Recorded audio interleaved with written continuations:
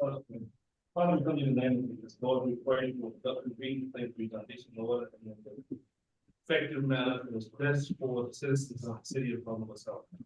Father, we pray that all conflicts will be laid aside and we will operate in a manner that is productive, fair, and candid.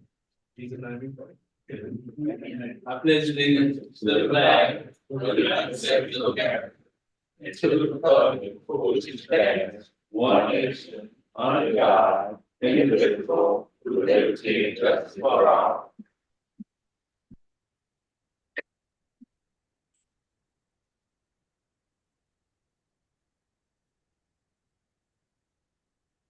Welcome everybody to the first city council meeting in June. Madam Clerk, would you please call the roll, please? Ms. Miller, Here. Ms. Harris, Present. Mr. St. Columbia, Present. Mr. Etherly, Here.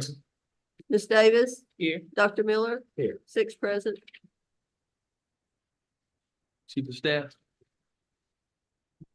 Good afternoon, Mr. Mayor and members of the council, press, and those in the audience. The first agenda item we have is Ken Wyland with an update on our water well development. And tied with that, I believe, may be a few remarks from Mr. John Edwards, who's been helping us with our water department. So at this time, we call Mr. Ken Wyland.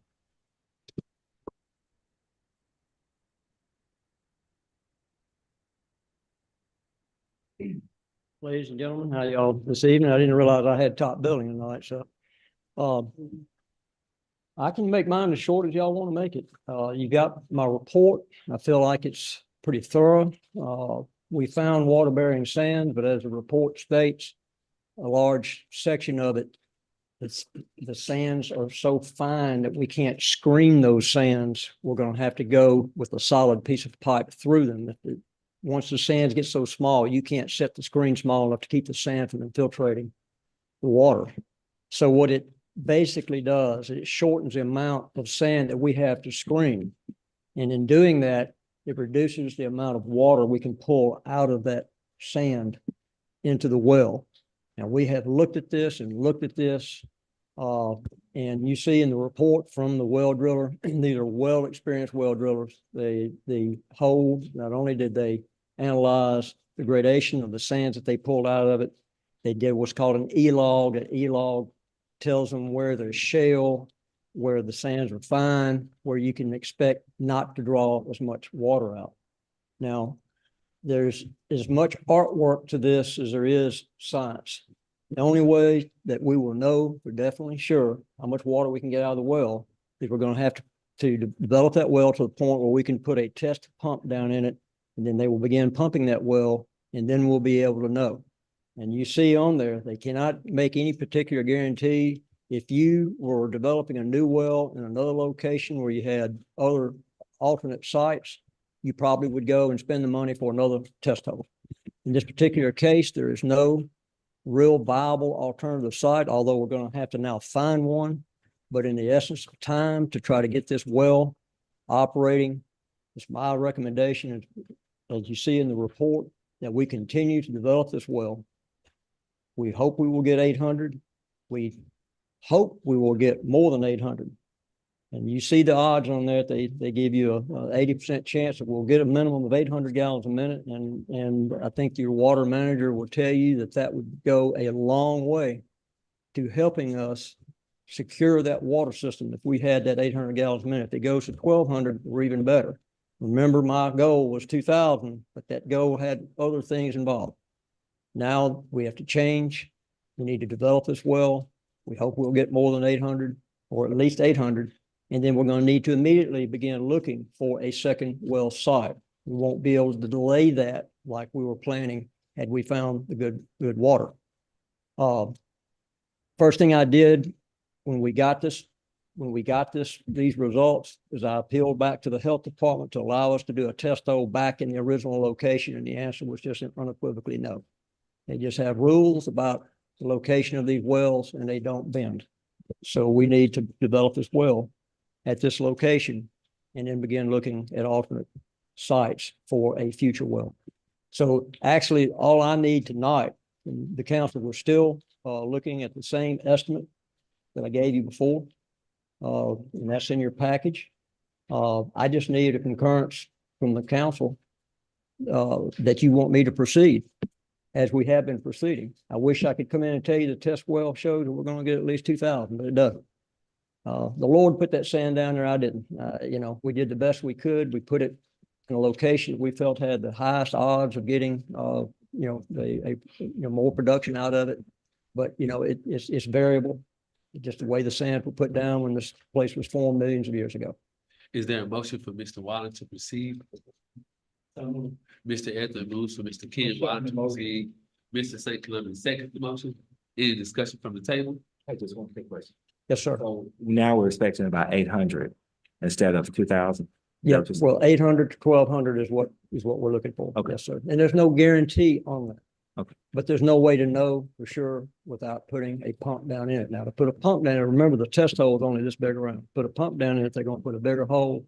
They'll put the screen down in there and it will begin test pumping it. Okay. And we'll see what it produces. Okay. If it starts falling below 800, then I'll probably be back in front of you, with another assessment. And, we're gonna continue to look at this. The well drillers, we've all been looking at this, making sure that our assessment is as good as we can give you to base my recommendation on. Okay. We're not guessing at it. We're doing the best we can. I have a question. Other locations that you might have your sights on. The reason I'm asking this question, I know the past 80 years, Helena has had a strong pull of water over the years. Where's your other locations that you have your sights on? Well, That would probably not be advisable at the moment, because those sites are gonna be limited. And you don't want to put yourself in the situation when you get our price, overpriced, because you're targeting, or you told the audience where you may go. But I can tell you, generally speaking, it's gonna be close to the plant that you have. But it's gonna cost you $400 a linear foot with the 10-foot pipe in. Okay. So the further out you go, the more it's gonna cost. So somewhere close to where you are. That's the safest answer we can give you at this point. Well, you mentioned alternative sites and well, I'm saying we need to start looking for alternative sites that meet the health department criteria, that 100-foot wellhead clearance, which is hard to come by in the middle of town because you got sewer lines and other things going on. You got ditches, they're not gonna let you build by a ditch. So you have to start looking for an area that will meet all the health department requirements, an area that you can acquire. And then you would need to do a test hole like we just did to find out if it's even viable. We wouldn't even want to pursue it, until we do another test hole. And what my recommendation number 3, I think, is that we use, if we don't have anything unanticipated, possibly use some of the contingency of this to go ahead and see if we can't locate one of those areas and put a test hole down to at least identify a site. And then you would have to start working on your additional funding for that second well. okay. Question? Any more discussion? And just, if I understand you correctly, under the best of circumstances, we still need 2 sites no matter what. Well, Mr. Ashley, that's a good question. The reason 2,000 was a target to give us, several things. It gives you a reasonable amount of daily runtime on the well. It allows you to completely turn the old wells off, or you're not relying on them for anything other than emergency backup. And it also gives us some time to begin getting the funding in to start working on the distribution system. Our loss rates are high right now. And the only way we're going to fix that are some of the more powerful gentlemen here than me tonight, helping us get funding to start working on the distribution line. So the 2,000 gave us some time on that. It is what it is, but we need more than 800, because 800 and even 1,200 is going to bring those older wells still into play. We can treat them, but we need to have them. So that's why, yes, we would need a second well, not only for standby. You needed a second well anyway as a standby. In this particular case, now we need it sooner, because at 800, we're still going to have to rely on one of those other wells. that answer your question? Yes, sir. Yes. Thank you. Any more discussion? Madam Clerk? Ms. Davis? Yes. Mr. St. Columbia? Yes. Dr. Miller? Yes. Ms. Harris? Yes. Mr. Etherly? Yes. Ms. Miller? Yes. 6 yes. Mr. Wilder, before you leave, tell the listening audience the importance of getting this well did. I'm sorry. The urgency. of getting this. Oh, yes, absolutely. The urgency is the same as what we've been talking about. Right now, you're relying on, you got 4 wells, but one of them pretty much is just shot. You have 3 wells, they're all, were all created in the 60s and 70s. They're very old. The production of those wells is falling. One of those wells is tentative at best, which now just leaves you 3 wells with one of those having trouble. Now, there's a certain amount of water that has to be produced on a daily basis for the city of West Helena. If you don't produce that amount of water, what you're using is more than what you're producing. And it's real simple. You don't have to be an engineer. It's real simple math, okay? If you're producing 2 and using 3, you're losing 1 a day, right? And that's what happened in the past. We could not produce the amount of water that's being used. And thanks to the help of a lot of people fixing leaks and taking other measures, they have pinched that loss and usage down to where we're holding on with those 3 older wells. But those 3 older wells are really tentative at best. And so we're trying to produce a new well that will produce the amount of water to begin eliminating the necessity to have those older wells. You're gonna still have the older wells. If something happens, lightning strikes a new well or whatever, you can turn the older wells on to even, get a new motor. But the necessity and the time sensitivity of this is that you want to make sure that we need as fast as possible to get a new, reliable, modern well. So we're not relying on these old wells. Did that answer the question? Yes, sir. Questions, am I have anything else, Mr. Wilder? Thank you, Mr. Wilder. Yeah, Mayor, members of the council, I do have some comments to make about some of our funding situations, but a lot of what I'm working on right now has the possibility of being impacted by the petition going around town on dissolving the charter. And Scott Williams is here tonight. And I would like to see if the council would invite him, if he wishes, to come and talk a little bit about the petition he's got, because I think I think everyone needs to hear what's being said. And then I'd like to make some comments about where I think we go from there. okay, so members of the council, you can amend the agenda and hear from Scott Williams if you so choose. If that's something you all want to do, then you can take that up now. If you would like to hear from him, it's up to the body. So if you all would like to hear from him, I need a motion in a second, you all can proceed. Mr. Etherly moves to hear Scott Williams. Mr. St. Columbia seconds the motion. Any discussion? I have some concerns about that, although I do realize the importance of hearing what Mr. Williams has to say. Traditionally, the way we've done that is we have had people to ask to be on the agenda. And once they are or they are asking to be on the agenda, they supply paperwork to go along with that. And although I don't have any problems hearing the statements or the reason for the petition, I think we're sort of breaking protocol. It's up to the body makes that decision. I didn't ask. Mr. Edwards asked. I think one of you all sent an email asking for him to be on the agenda. So I think the body has already opened up the floor for a motion and second to hear him. So that's we can, Mr. Mayor, if I may, since Yes, I made the motion.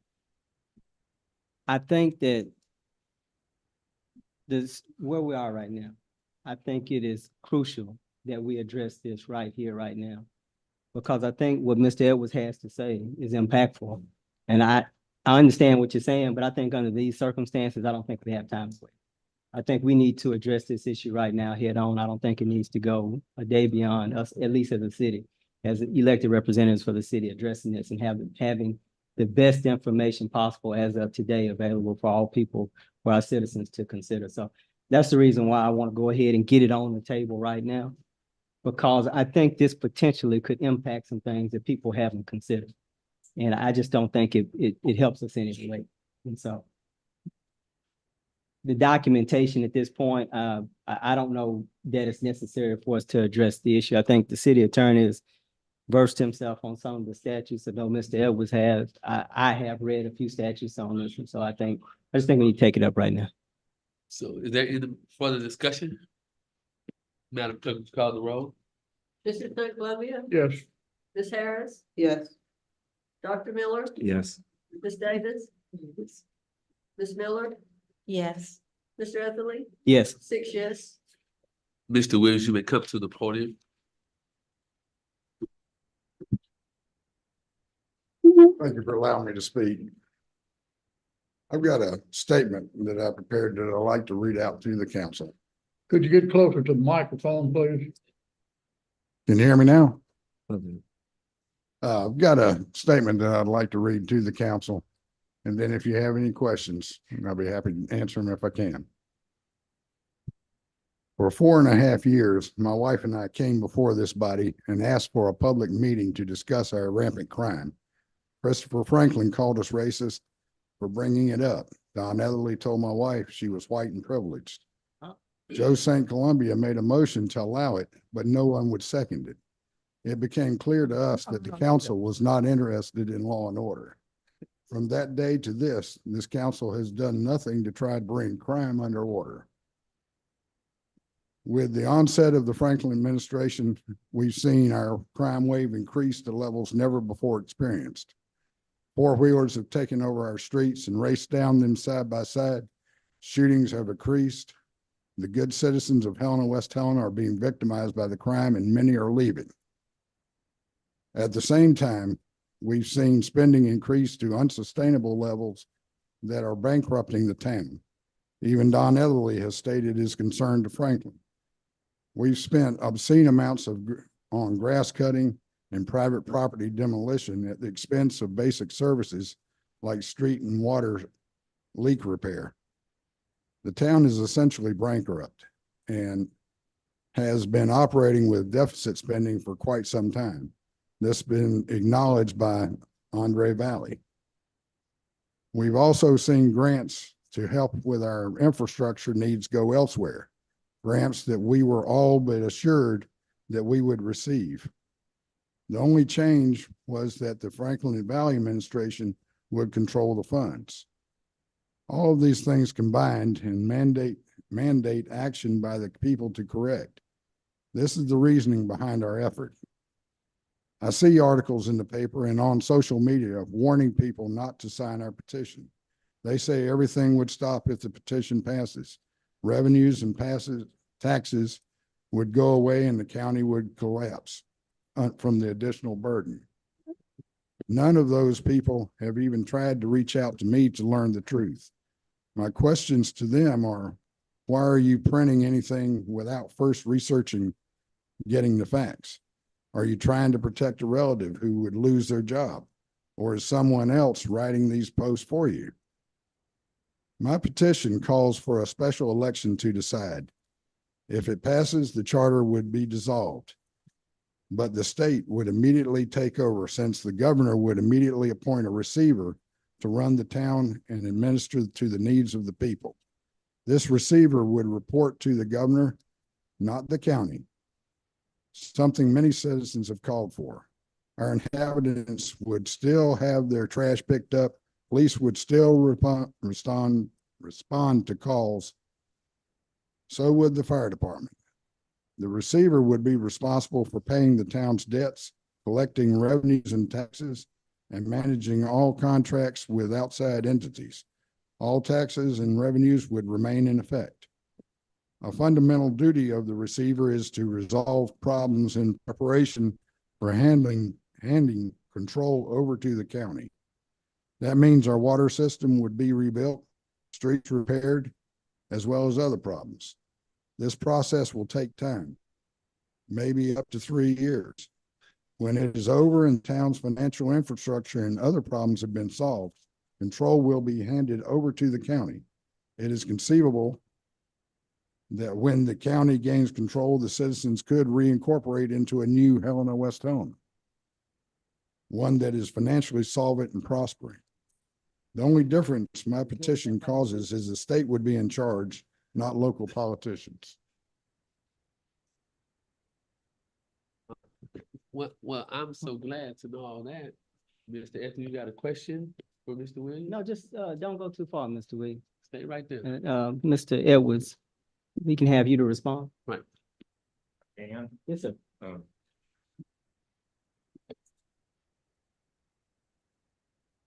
I may just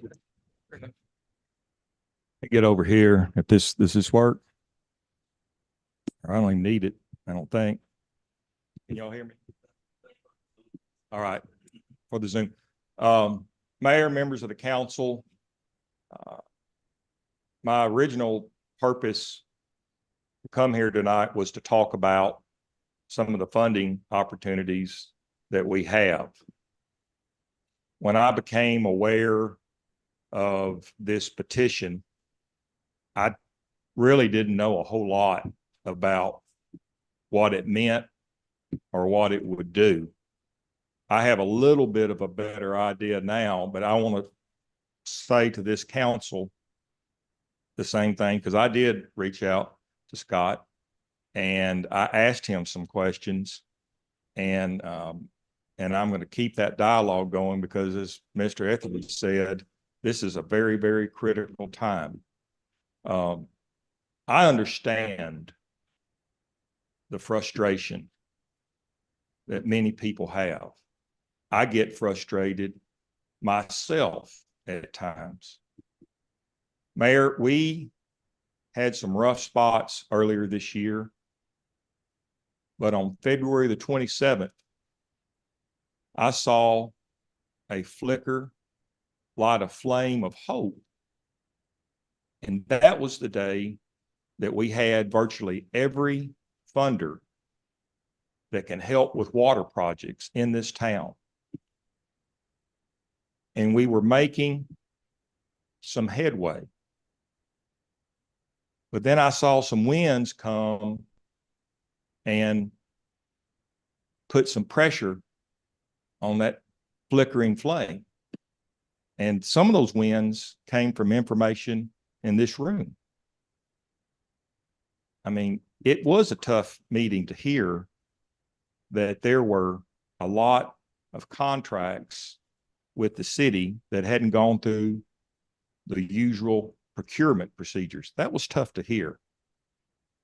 And it was tough to see some of the delays on the progress that we have been making with the water project.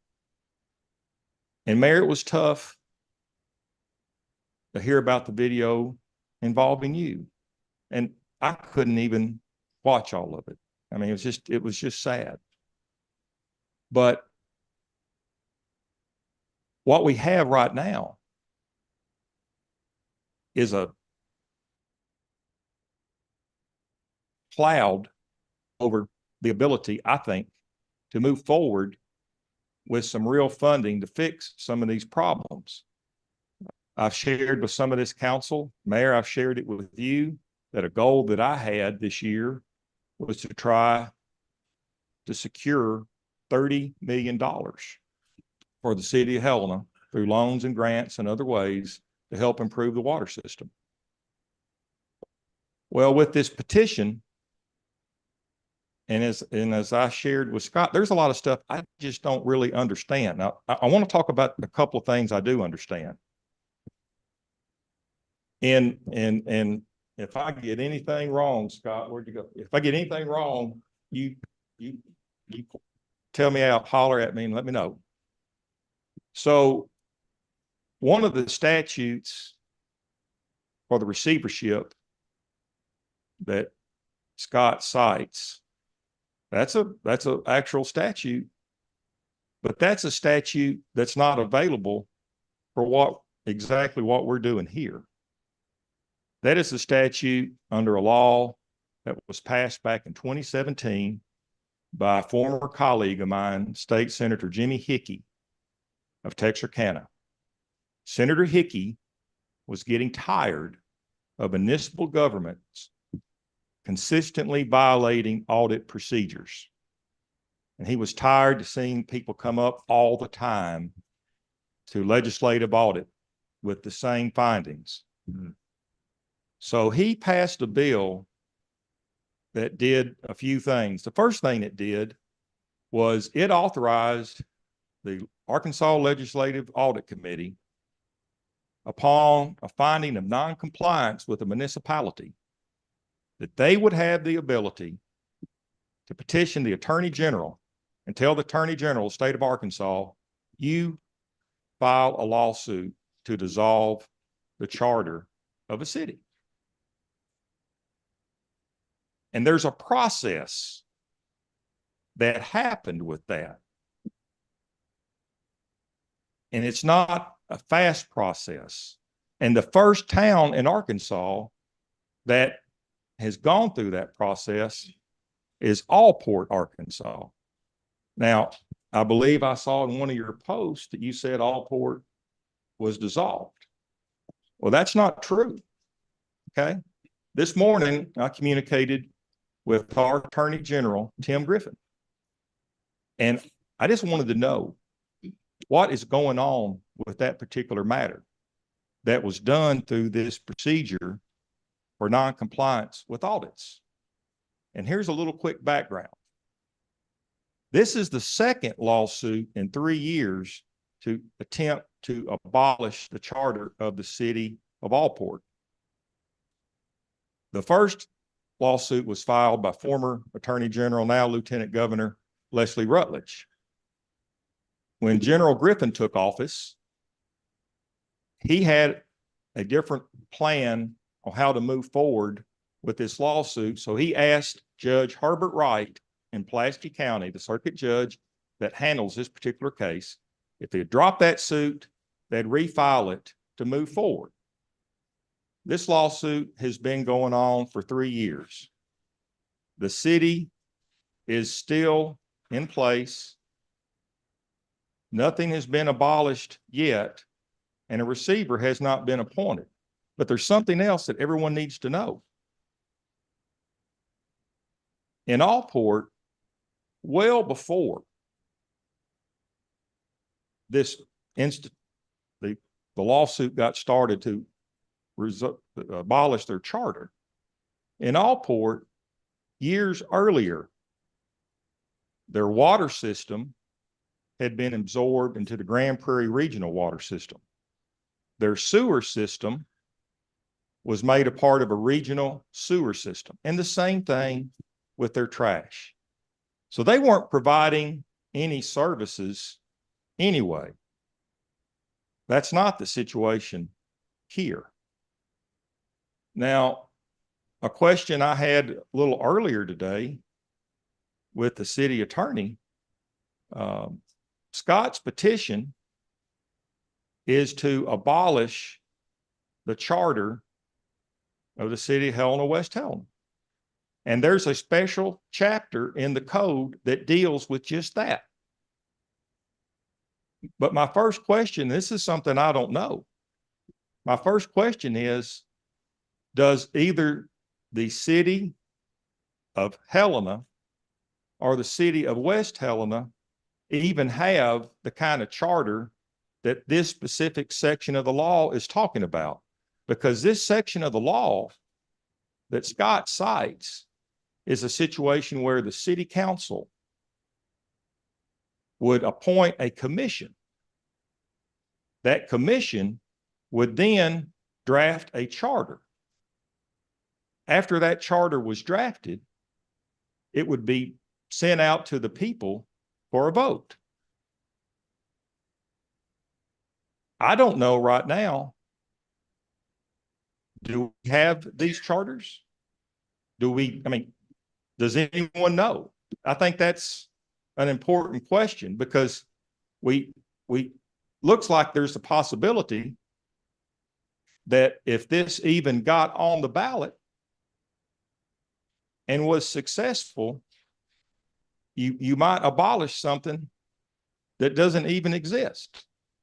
That's different. That's different from what the statute is that Senator Hickey authored. There is another statute that deals with cities of the second class. And it's what I call a bright line law, because it lays out exactly what will happen. And pretty much what Scott laid out was also applicable in this surrender statute for a city of a second class.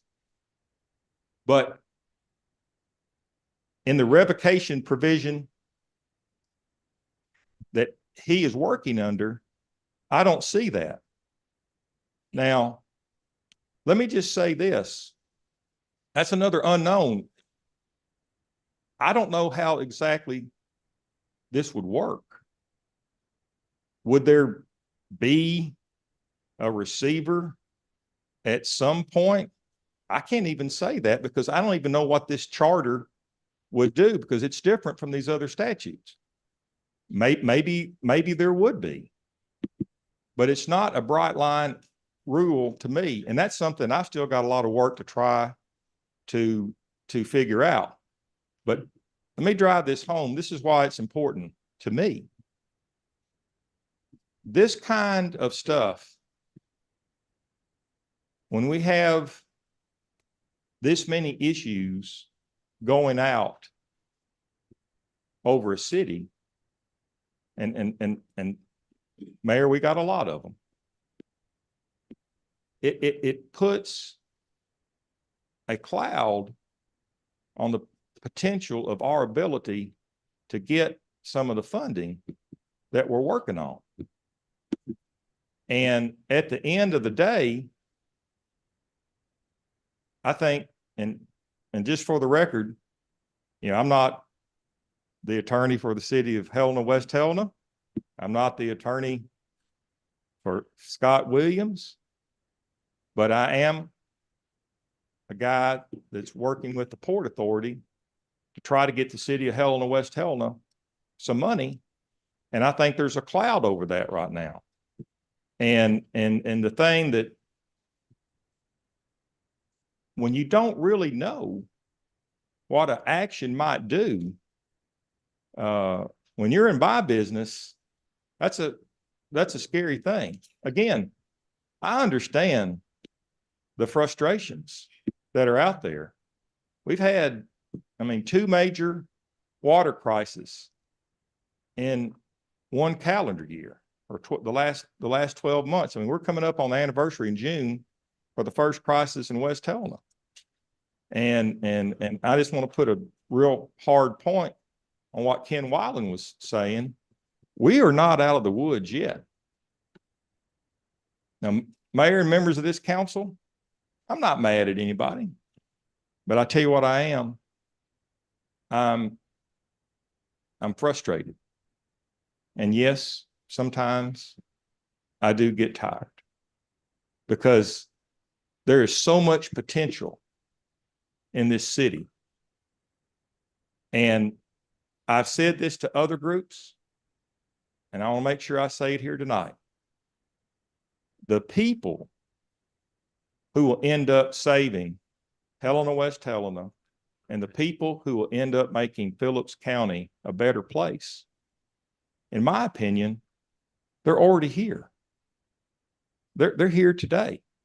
But we just got to make sure that everyone's sitting in the right seat, because I'm very concerned that with the time frame of this, and Scott, he got something that his petition does. He nailed it. He put an emergency clause in his petition. If that thing passed, and again, depending on whether or not there's a charter or not, again, I don't know. I mean, I don't know if there is or not, but if there was, and what did it do? The charter could potentially do something that could end up being something a lot of people would like, and you could be getting away with, you could be abolishing something that someone might have liked. Because one of the theories about this thing, and again, it's just a theory, legal theory because I hadn't done all my work on this thing. But it's a real possibility that you abolish this charter if one even exists. And the city just goes back to the state statutes that cover cities of the first class. I mean, but all this time, there's this cloud that can impact our funding. So, that's where I am on it. And I still need to learn more. And I want to learn more because it's, at the end of the day, everyone who's in this room has to be looking at what's best for the people. But I will close with this. Even though he's not using the right citation regarding the law about the receivership, here is a cautionary tale. And the people in this room can do something about it. If Helena gets in a position that you get substantial noncompliance and the Legislative Audit Committee directs the Attorney General to file a lawsuit here, the things that have been laid out in that statute that he shared on social media, that is precisely what will happen. And that can be avoided, but no one could say they didn't know that this is a possibility. But I will say this about what Senator Hickey did. And there's still some questions about the constitutionality of it.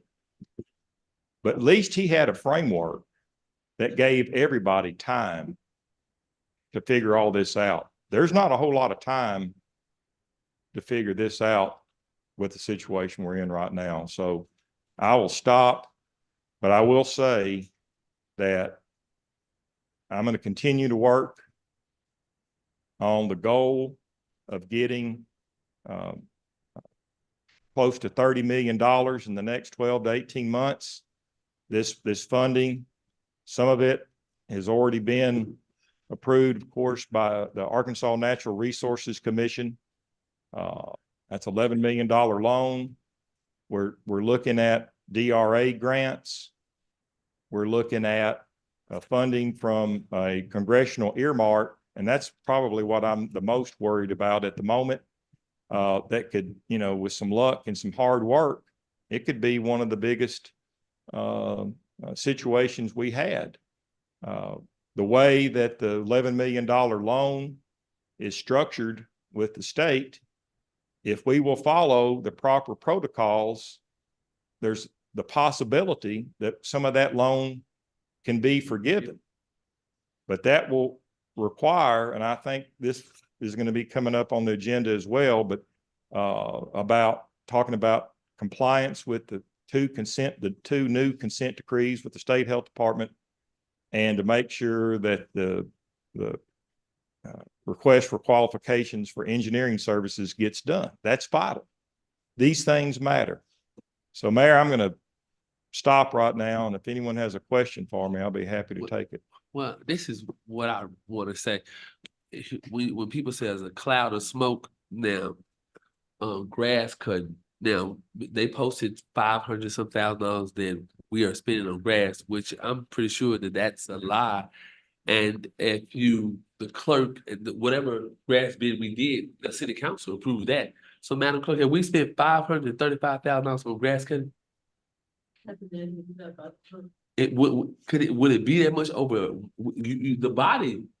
So this is what I'm gonna say. We do a lot of game playing, and I'm not here to play games. I just don't think this is fair that when we talk about funding. Now, before I got here, we had all these worse issues and worse than what they are now. But you get the Franklin administration, and you want to say, "Oh, that we're incompetent. We don't do anything right." But we got people around this room who are in this administration who have gotten things right. I think we need to kind of just think about what we're doing.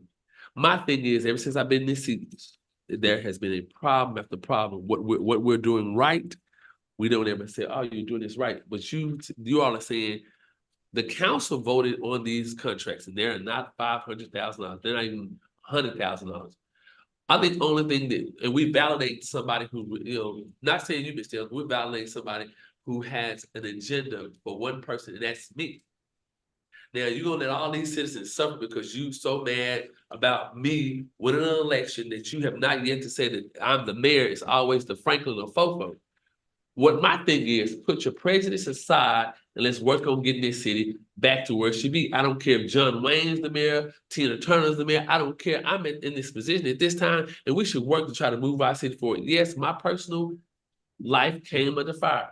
That has nothing to do with the way we're running this city. We have enough people around this table to get things done. We're playing the politics game here. And Mr. Edwards, you said all the funding that you're trying to get, those people, the engineers don't care who at the table, as long as you got the funding. We holler about wells. We try to clean up this city.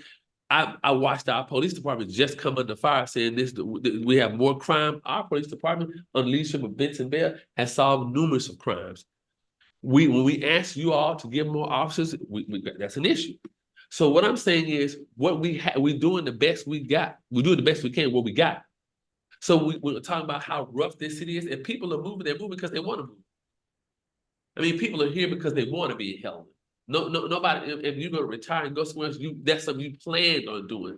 But if you own a house here in Helena, this is the best place to live. I hear all the things. I got a house in South Haven. I got a house in Texas. If I do, I do. But I'm right here, right now. I'm not taking anything going to hot springs. I live here. I cut grass in this community. I do all the things I can to make sure this community is better. And what we're talking about is people personalized. I don't care if you don't like me.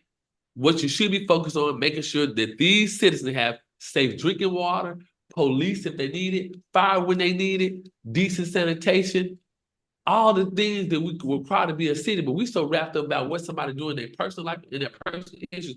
Ain't nobody in this room can say they ain't got something going on that they ain't brought to light. And if you do, you're a saint, but I doubt that very seriously. But what we should be focused on is how can we make sure the landfill has what it needs, the police department has what it needs, water, street, sanitation, fire. All those departments that make up this city, we should make sure they're running instead of all this right here. You want a petition about getting the city the closest charter. For what? So when you get all this done, how do you know the county want to take over? The county got just as more debt as the city got. So I'd be glad when we put this mess aside and say, hey, we're gonna work with whoever's in charge. When Kevin Smith was the mayor, we had more things going on. We had COVID money. We saw a lot of different things. I'm not understanding why that you get one thing about somebody's personal life and you want to let's get rid of them. But like I said earlier, I'm working with whoever's trying with the governor, whoever's trying to help the city help West. I'm not going nowhere. If you want to, I got 2 more years. Wait till the election come find you somebody. But right now, my goal is to make sure we get this city together. All the rumors when we got the $11 million, I heard somebody say, they already spent it. We haven't even got it. That's the rumors that these people are spreading on Facebook. We got Ken Wiley trying to get us a well to get water. We got a water department that hadn't been functioning. Now that it's functioning. And all we want to do is create some noise. The diversion that you're creating ain't gonna stop me from making sure I get everything this city needs. And I repeat, I'm not going anywhere. If you have a special election, I guarantee it, I'm gonna win. So do what you gotta do. I don't care what it is. But right now, let's handle the city's business. All this other stuff that y'all got going on, that's wasting taxpayers' time, that we should be trying to make sure Mr. Edwards gets the funding he needs to get this community going. We wasting time with letting people talk about this. And we should be trying to make sure that we got safe drinking water, make sure the police department is functioning, make sure the fire department is functioning, make sure your trash is getting picked up on time. City Attorney, you want to go? Yes, sir. Thank you, Mr. Mayor. At its core, what all this is about death. And when a person dies, a third party steps in and they handle the last affairs of the person that's died. There's an estate that's open, you have an executor or executives. If you have a will, if you don't have a will, you have an administrator. When a corporation dies, a third party is appointed to settle the final affairs. And what the petition is asking is for the death of the corporation, period. And it's asking for a third party to come in and handle the affairs. Now, Mr. Edwards was corrected in this, that the petition is under 1442-311. And the pertinent part about it, it says the city shall cease to operate under this subchapter. 1442-311. Now, in City Hall, we don't have a copy of the city charter. However, if you look at all of the revocations, surrenders, or amending of charters, what it's defining is the death of the corporation. And the death of the corporation and a third party coming in. The statutes that Mr. Williams has suggested, 1462, 100, and all those thereafter, there's a plan that's laid out, but it spells out death. It's that all the laws cease to exist. They are void. In fact, 1462-103, which is part of what he is quoting, says they're void. If they're void, then that goes your fire department, your police department, your street, your sanitation, all those things that are created by city ordinance. As it relates to the city of second class, Mr. Edwards stated that in 1439, all of those statutes reflect that all laws are void. 1442-311 does not address it, but it probably will be looked at by a court in the same manner that this is the dissolution and death of a municipality. And so what a third party is only doing is trying to, first, gather all of the property of the city. Second, ascertain who are the creditors of the city. Third, after you ascertain the creditors of the city, you would rank what are the different types of creditors there are. In a bankruptcy court, what happens is there are creditors that are purchased money security interest, which means that if you have a loan, they have interest in it. And those will have priority. Then thereafter, there are people like state and federal governments where taxes are owed. Then we have retirees under the old system. City, most people are in Arkansas Public Employment Retirement System, or APERS now. Some of them are in LAFI. But what happens is the city would be dissolved. And so there would be no LAFI for them to be in going forward, because we would not be an entity. There would not be a police department. There would not be a fire department. Now, 1462-104, what he quoted earlier about the dissolution of a city, when it goes down, it anticipates the third party being a receiver. They're appointed, but they're only appointed to collect the money that exists. Our sales tax will be gone. They specifically stated in 1462-103, if you follow that statute, the only taxes that remain will be county and state. The receiver is only to gather the property it has. And understand something. We have loans against our landfill. We have 8 years of indebtedness left on our landfill from a bond issue from the 2-cent sales tax that was passed. We would have to address that. That bond would probably be accelerated. What I mean by accelerated, they want their money then.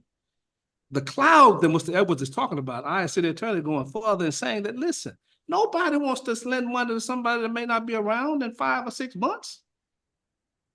If you knew a person was going to die, would you give them a loan? And what the petition is asking for is the death of the municipality, the dissolution, for it to be over. That's what the petition is asking for. They can describe it however they want to. And the question that you need to understand is this. Right now, they're waiting on legal opinions regarding landfill loans. They're waiting on legal opinions regarding a fire truck, and et cetera. I can't in good conscience tell them that, okay, the city is in good standing and you can go forward with a loan if there's not going to be a city in 4 or 5 months. Can't do it. And so there's a cloud over everything that we would do. Then there are people who are retirees. We currently have retirees working for the city, that have retirement for the city, former mayors, 2 of them. What would happen with their retirement? Because it would go away. What would happen with those employees? You have several employees who are under the old city system of retirement. If there's no funds that are going to be generated, how would their retirement be paid? We will have claims. See, the thing about it is what a receiver does first is collect the property before it distributes the property, and it settles the debts and gives priority to some debtors over others. There are others who we still owe. Right now, we still owe debtors, creditors, and they would have to be paid. And so what would happen is initially there wouldn't be any cash flow going anywhere because the receiver would take and collect the money. And when they collect the money, they would begin to advertise, say, hey, we have this pot of money, we have this property we have, what creditors, what do you have to claim against this? City Hall would likely be sold, other property will likely be sold, all those things, because you're talking about the dissolution of the corporation, period. And that's what we're discussing. Now, I had a lengthy conversation with the Arkansas Municipal League. For the sake of our listeners, the Arkansas Municipal League is there in Little Rock, and they have a general counsel that gives legal advice to every municipality in the city and in the state. Thank you. In the state. And the thing that they've been trying to wrap their minds around is which statute to travel under. In the sense of, but they came to a common agreement with me that in seeing the petition, it is asking for the death of the municipality. That's what Arkansas Municipal League believes, and they told me to quote them on that. That this petition in their position would be that this is asking for the municipality to be over. There will be no city services. Now, 1462-104 does provide for the water utility to go forward, but if you read it, go and read it, what it says is it only exists for 270 days, and it first gives the municipality within 5 miles the option to purchase it. And then if they don't purchase it, then it goes to another it goes up to 360 days, and the county can purchase it. And so it's talking about dissolution and getting rid of the property. It's not talking about services going forward. And so what we're talking about is they're asking for the corporation to die. A nonprofit corporation operates pretty much the same. A domestic or a foreign corporation is the same. We are a municipal corporation. And they're asking, on one hand, to get rid of the CEO, the board of directors, but also all of the employees, and then dispense with the property. That's what the practical effect is third party comes in and says, hey, employees gone, CEO gone, the board of directors gone. What assets do we have? What property do we have? And who are the creditors? Let's deal with that. And then the only money we receive, understand something, state turnback would last for a little bit, and the city sales tax would last a little bit. The reason why it lasts a little bit, sales tax is a 90-day process. You collect it 1 month, they pay it in the next month, the state distributes it the following month. And so you would have 60 to 90 days. A&P tax the same way, except it's about 45 to 60 days to collect because it's local. They collect it 1 month, and then they pay it sometime the next month. And after those payments are made, those things will end. Now, you may have some state turnback, et cetera, but the issue is going to be. Also, you would have other issues for us. It's going to end November the 5th if it ends. What happens to all the employees who have worked and we owe them payroll? Right? They want to petition the court to get the rest of their payroll, their last paycheck, because you won't exist. We're talking about the death of a municipal corporation. And anything short of that, saying anything else is leading people down a primrose path because it is about dissolution. If you read 1462, in that entire chapter is about dissolution. You read 1439, it doesn't make it that clear. I mean, 1439 is a city of second class, it makes it clear you're talking about dissolution. 1442 to 300s doesn't make it that clear, but historically, if you look at case law, you look at nonprofit corporations, et cetera, what they're talking about is a receiver being appointed to handle the final affairs of a dissolved entity, the death of the entity. And that's what this is asking for, the death of the municipality. They can try to dress it up all they want to, but the practical impact of it is that it will be declared dead, dissolved, over, null, void, finished. And then the assets will be collected and the liabilities will be assessed against the assets. And when the liability is assessed against the assets, whatever is left is left. That's my reading of all the laws. And that's consistent with the Municipal League. I talked to them today for a couple of hours, talked to them Friday, and et cetera. Since protocols are broken, the Andrew Bailey.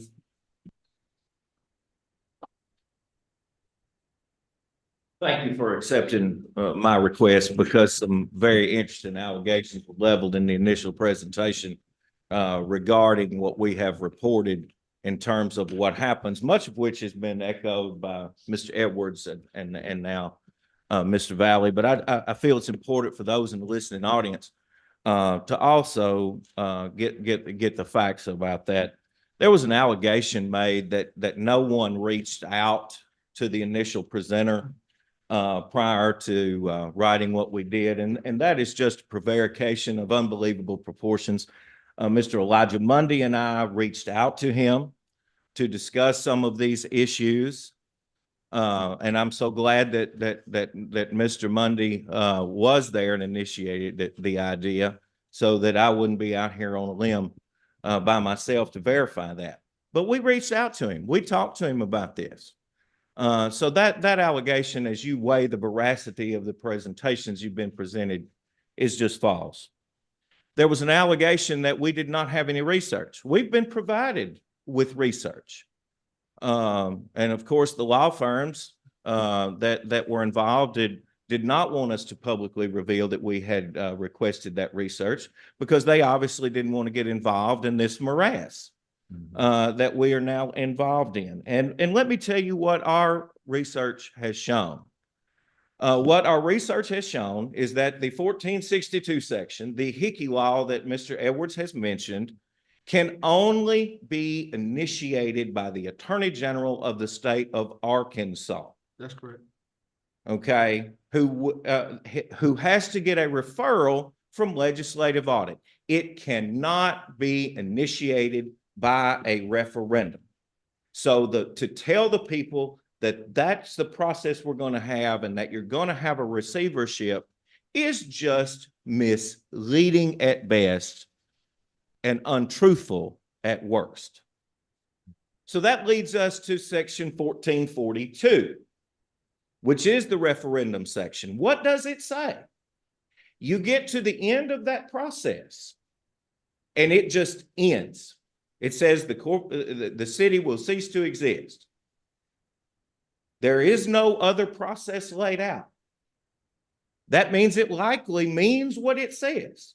The city ends. And that means everything created by the ordinances of the corporation that no longer exist ends. That's your zoning laws. Okay? And those go away and everything reverts to the county.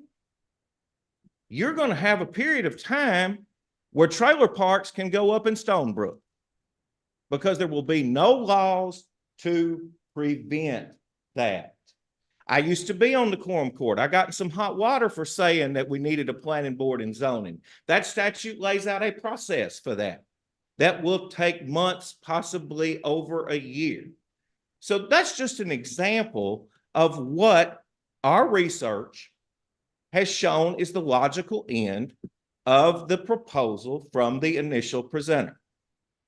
And I thought it was important for you to know, and for the listeners out there to know, that one, we had actually reached out, and two, we did have research, and three, what that research says. And for those on YouTube that don't know who I am Andrew Bagley, the publisher of the award-winning Helena World and the incoming president of the Arkansas Press Association. If I may also, in meeting with the fire department today, they wanted to also emphasize one thing. The city has consistently increased its ISO rate. ISO rate is used by some insurance companies, not all, but it's the surest standard. Decrease. Yeah, decrease. Thank you. I said increase. Decrease. And because my mind is going to the next thing, we have an ISO rate number 3, which is in the top 10% of the state of Arkansas. 1,000 municipalities, there are only 61 who have an ISO rating of 3 under this mayor's leadership. And the thing is, if you don't have a fire department, it may immediately go down to a 10. The numbers that they wanted me to tell you all tonight is this. Right now, we're paying 53 cents on a dollar versus if you drop from a 3 to a 10, you would be paying at $4. So you have 47 cents on every dollar you spend with insurance is saved by the ISO rating that you currently have. And that may potentially go away. But they wanted me to make sure that I told the body that this evening. And they said they've given you all this information in your packet when they did the budget workshops. Right. They said if you look in that packet, they already had the information in there showing that your ISO rating is a 3. but also to look at the fact that what an ISO rating of 10 would bring. Yes, sir, Ms. Bundy. Will you go to the mic, please?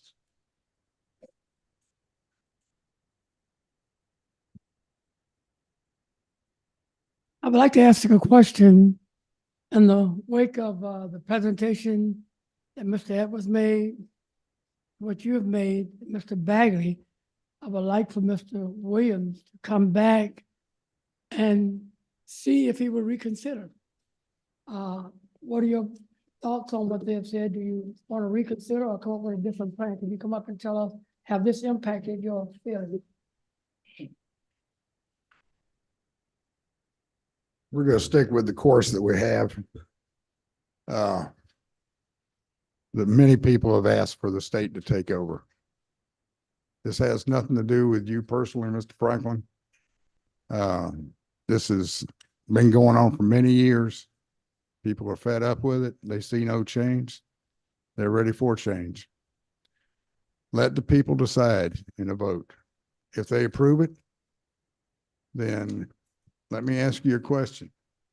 Name me one town or one county in this country that does not provide essential services. According to you, Mr. Valley, the world's going to fall apart. That's not the case. One thing I'm told is that that statute, what, 146104? Who told you that? That I cannot tell you, but I believe If it. you want to have a public discourse about something this pressing, Y'all can laugh about it. It's coming. you're here about, what you want to understand is this. You just heard Mr. Wyland and you heard Mr. Edwards, that we need loans right now relating to our water. And we're at a critical stage relating to our water. And there may be a cloud by you even doing the petition. Well, if you read that. And wait, let me finish. The one thing about it is, well, we want to make sure the well needs to be done as expeditiously as possible. There's nothing stopping that. This is Nothing a going to cloud stop over. that. If you read that statute, one of the receiver's obligations is to run the town, to keep it running. That means police, fire, rescue, water, all of that will continue. Mr. Williams, we understand, we have a lot on the agenda. We thank you for your comments. So we're gonna move on. We have spent almost an hour on this issue. We have other things we need to discuss. We have city business that I'd like to get through tonight.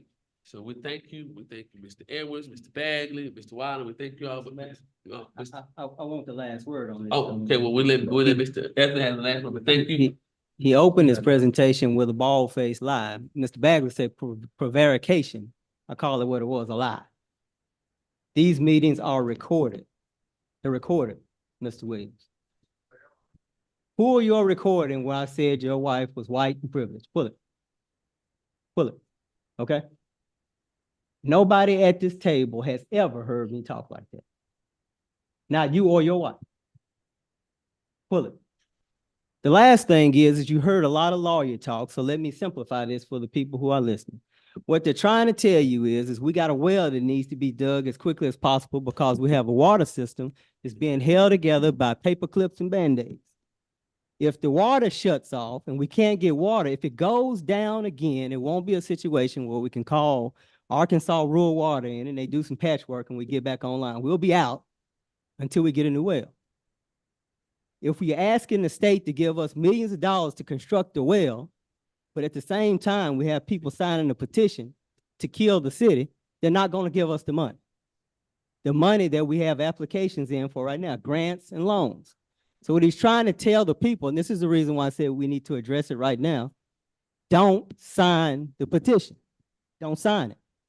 If you didn't understand when you signed it, I've had people tell me on the streets, they lied to me. They didn't tell me this was like it was. I didn't mean to sign it. I didn't know what I was doing. Go back and tell them to take your name off. You can scratch your name off. You are not required to remain on the petition. Praise the Lord. You gotta win.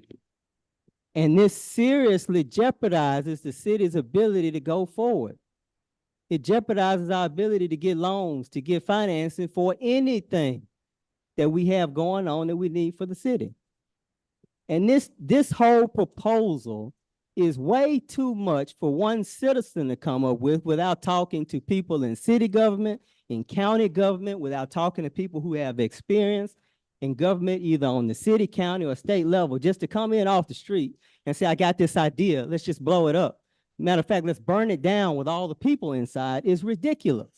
Nobody should try to show something this of this magnitude on their own, and you don't even understand the basic reading of the statutes that come into play. The basic reading of the statutes. You don't have to be a lawyer. Anybody who serves in government can read that and understands what it means. So again, if you signed it, you don't want to be on it, tell them to take your name off of it. We do not need the petitions to be signed, and it has nothing to do with anybody's positions or any other service that they have here. We got to get a well in the ground. I've been saying this since January. We got to get water going.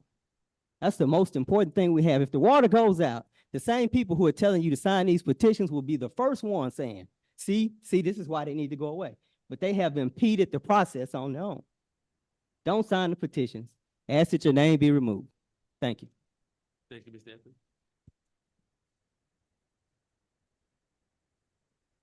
Ladies and gentlemen, next on your agenda is Ms. Mary Stevens, who's been waiting to present to you about the situation with the drainage at around her house. So, Ms. Stevens.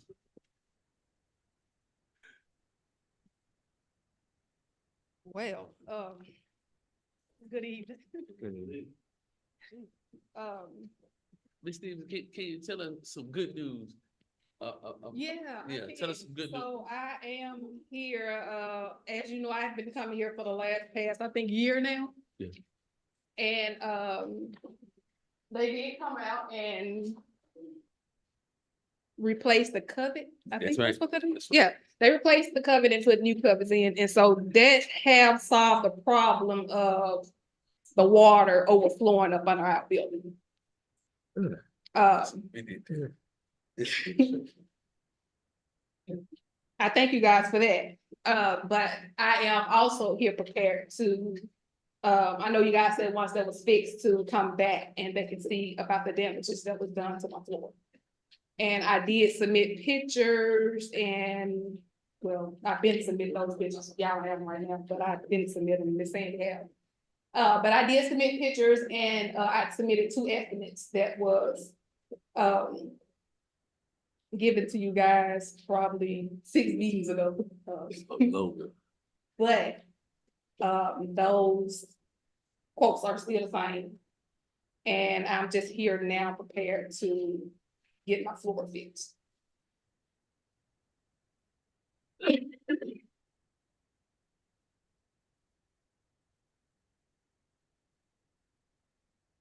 So she submitted you all some paperwork a couple months ago. What we did was we came out, replaced the coverage where the water was running up on the building, and we found out there was a trash can in the cover blocking the water from flowing through. Am I correct, Mr. Valley?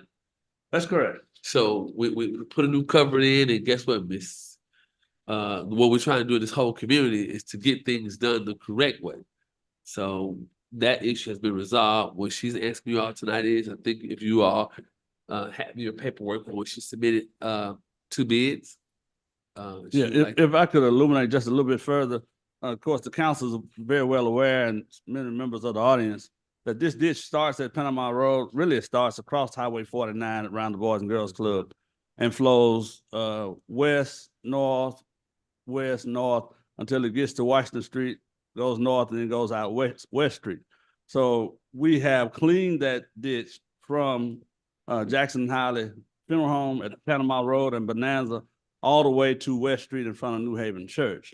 That did not initially resolve the problem, and so we went back to the house on the corner of Ashler Street and Bonanza and replaced the culvert. In taking the culvert up, we found a home garbage can had been lodged about 10 feet inside of the culvert, and it had about 99% blockage rate in there. So some water was getting through, but very little. And so when we took that out, the next 2 or 3 rains, the water got high, but it didn't come out of the ditch, and it did flow. And so we got that part repaired. I believe, without speaking for Miss Mary Stevens or her family, she's asking the city to reimburse her for the expenditures that she made getting the floor replaced in the past or now. And the city has to decide whether that's something it wants to undertake. This would be one of those things that falls within the realm of negligence in terms of maintenance of the ditch, causing the water to back up. And there will be no insurance for it. So the county, if the city decided to pay anything, it'd be out of your general fund. And that'd be up to the city attorney to give you an opinion on the prudence of handling it in whichever way you decide. But in your last week packet, you had some pictures that Ms. Stevens presented showing water, not the damage to her house. And you had pictures that the city presented showing the culvert and the garbage can and all of those things, people working to take it out. So you kind of got two packets for this meeting. One that's 29 pages, the other one's 125 pages from last week. But in the 125 page packet, you got pictures of this. But what she's also referring you back to is some previous meeting, because Ms. Stevens has been here more times than she cares to remember, I'm sure. She submitted quotes for the repair work, and it's in the $37,000 to $39,000 range. And yeah, so I'm not speaking for her, but I just wanted to make sure we illuminated all of the facts.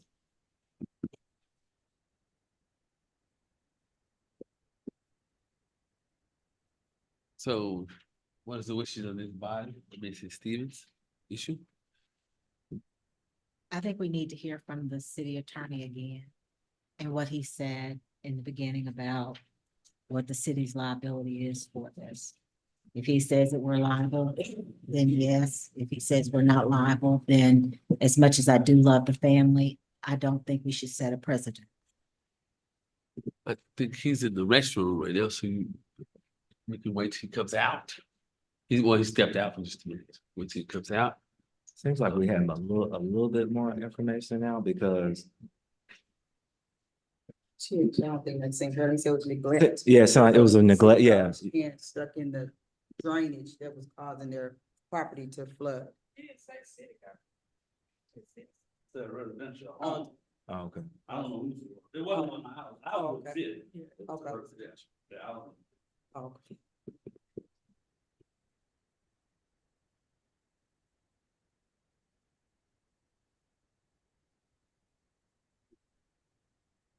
The city attorney be here.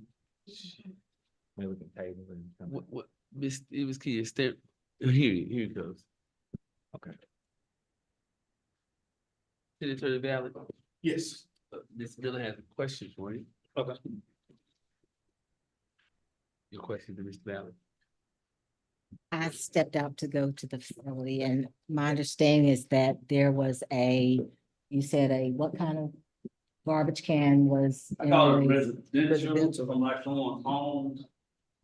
The drainage ditch that was backing up and overflowing on the Stevens property, getting under their crawl space and causing mold or something. I don't know exactly what it was, but something to the floor that had to be replaced.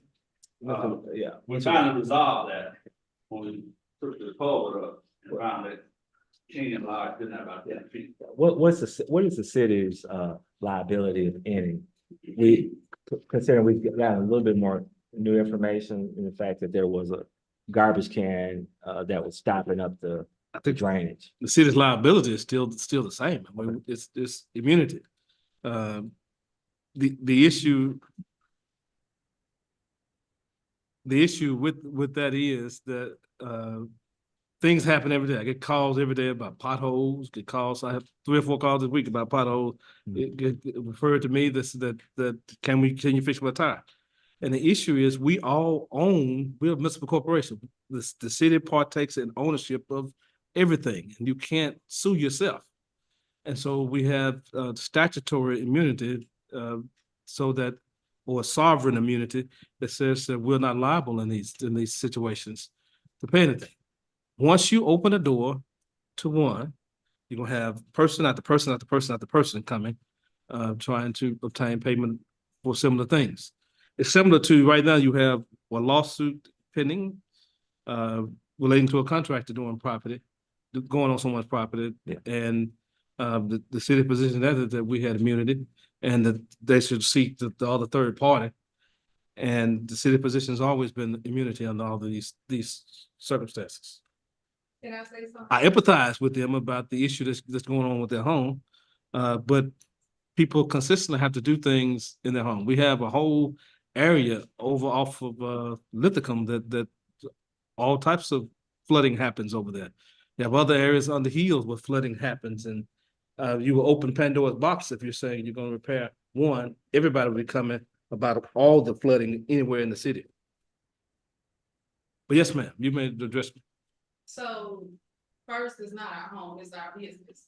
Well, home business, I'm sorry, property is better, real estate. If this would have been taken care of when I was trying to reach out years ago, I mean, I wouldn't be having this problem. I wouldn't be in front trying to get the city council to fix my floor. Now, I had insurance. We had insurance on our building, but because we couldn't give the insurance company a reason or how we can keep the water from overflowing up on our building, they dropped us. They wouldn't rewrite us. I went to another insurance company. So I guess that insurance company put us on like a flood list, like a flood zone. So now it's actually hard for me to get insurance on our building until, well, now that the problem have been solved. But when I did have the insurance, they still wouldn't cover it because it was water damage. And so again, I way before Mr. Franklin got on as mayor, I reached out to Hollowell and to Smith, but nothing was never did but to drop it off in Franklin's lap when he became mayor. So again, if this problem would have been solved, I understand immunity and all that, but if the problem would have been solved way back then, I wouldn't be standing here today. And the ditch is not ours, it's not our fault that got things up under there. We had it fixed twice, like I told y'all in the past. We wouldn't even came here, the guy who was working on it once said, hey, this ain't gonna stop till the city solve this ditch problem, which y'all have, and thank y'all. So now we just here to get reimbursed for what we already done spent. Twice.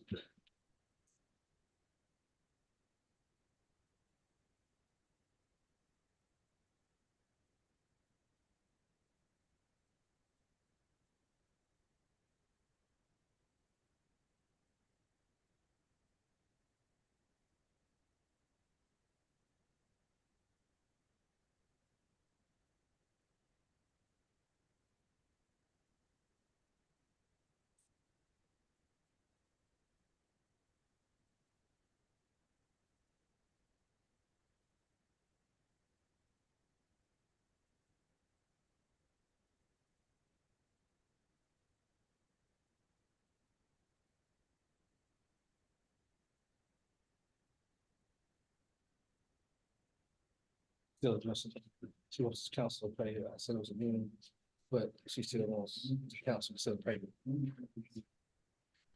Council, what is our wishes?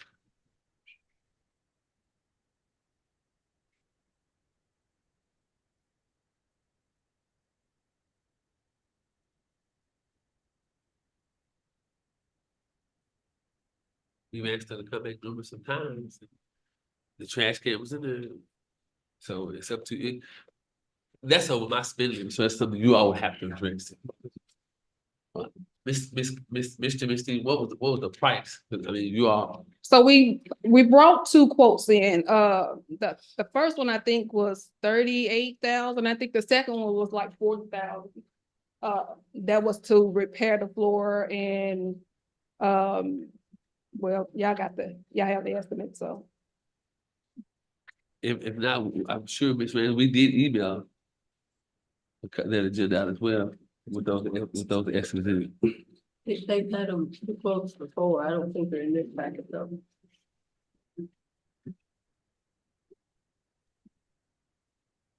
As And again- much as I love the family, and you know that you all have buried every last one of our family members. I love the family. This is not personal. But we have told another person that we couldn't for him. There are people who have approached me every day. You know, things have happened to their cars, to their yards, I just feel like if we do this emotionally, I want to do it. But from a fiscal business position, I think we are opening a door. And that's just the truth. I had a similar situation recently where, and that's why I said something about potholes. A citizen of the community hit one of our deep potholes, and they had to get the front end of the car realigned, and it cost them a lot of money. They wanted the city to pay for that, and, you know, I can understand what you're talking about. It can become a domino effect, and everything happens like that. But this, I don't know what your recourse would be, but I would love to help you, but I don't know about the municipal liability of the city. Unless they were negligent and, you know, handling it, I don't know. I'm not an attorney, so I couldn't tell you. But I understand how you feel. I really do. Well, I don't know.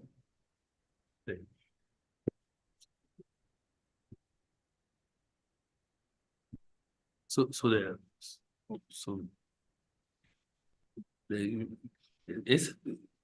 that's on my spend limit. You know, you all asked and asked and asked, and she came and she came and she came. yeah, I've been here way before he, well, I know, I never come before he took office. I reached out to the mayor's office to even get on city council then, but I was ignored. And when I reached out to the city council, when Mr. Franklin got on, I had to write a letter saying third attempt to get on city council on the agenda to, you know, to even let you guys hear what was going on, even to even get the covet or whatever they fixed, you know, to get my problem solved. And I just been here and been here and been here after meeting, and I'm not even trying to come to the city council meeting, but where I'm going with this, like I said, we done had it fixed twice. And I know I spray my grass, spray the ditch of the city. I cut the ditch of the city for the last, I don't know how many years. I never complained. But like I said, we done had the floor fixed twice. And Mr. Valley saw me clean on the ditch, on Ringo Street. I do everything I can for the city. I very seldom, we don't ask for help. Cause I love this town like it's mine. I grew up here. But we couldn't do no more. Like I said, we had it fixed twice, y'all, twice. And then when the guy said, hey, it's gonna keep on doing this, until the city fix the ditch. And then y'all have fixed the ditch. And like y'all said, when we come back to see would the problem work, and now we back, the problem didn't work. So we just asking to be fair. Just be fair. You know, you all did say when this got fixed, you all take a look at it.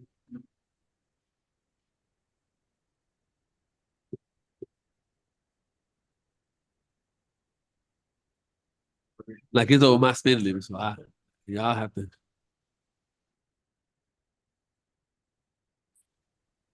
But as you heard, this administration got the trash can out the ditch and put a new cover in. yeah, which the trash can didn't belong to our Right. building because we have a city dumpster. So I don't know It wasn't where the trash can come from. I don't. it was our city employees who got it out. Put a new cover in. No contractor. We did that.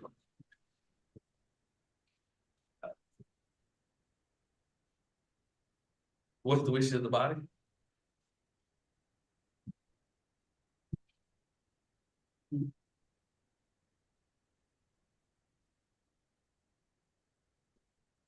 But this time y'all don't take any action on you all.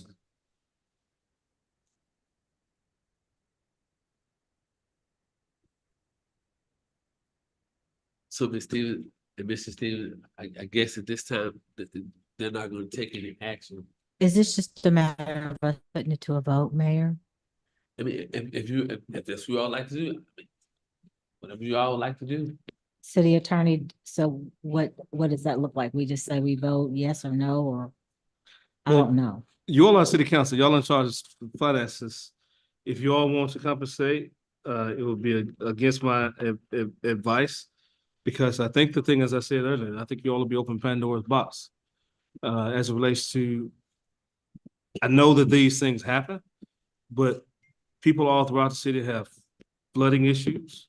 People throughout the city have issues with their cars and other things that happen in relation to city property. It's an unfortunate part of being a city resident. I detest the fact that it happens. There are other people in my neighborhood that have flooding issues. They haven't come to the city about it. But if you all decide that that's what you all want to do, then you're free to do whatever you want to do on it. But that shouldn't have happened if the city would have been over there cutting the ditch and making sure that, because my thing is, when they took the trash can up at, well, when they first cleaned the ditch out, when they first cleaned it out, I don't know where the trash can come from, but the first time they cleaned it out and swept through, I didn't see a trash can. But the second time that they cleaned it out, which was in front of Miss Pettit's house, a trash can was lodged up in there. But again, if the city would have put me on the agenda years ago, all this could have been avoided. All this could have been avoided. I wouldn't be standing here today trying to get reimbursement on something that we have paid for out of pocket. And just like the water hydrant? The fire hydrant. It's still leaking to this day. But I'm not here for the water hydrant. I'm just here because they did honestly do a good job on cleaning that ditch and replacing the covet and solving the problem. But again, it never would have happened if I could have stood before the board under Hollowell or Mayor Smith. But again, they threw it off in front.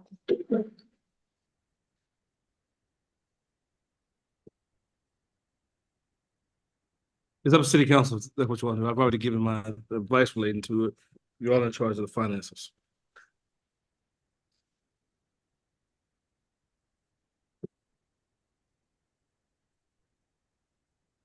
Members of the council.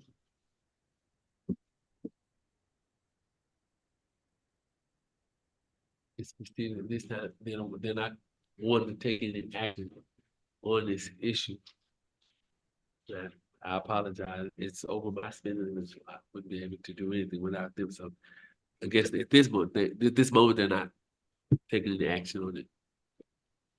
So.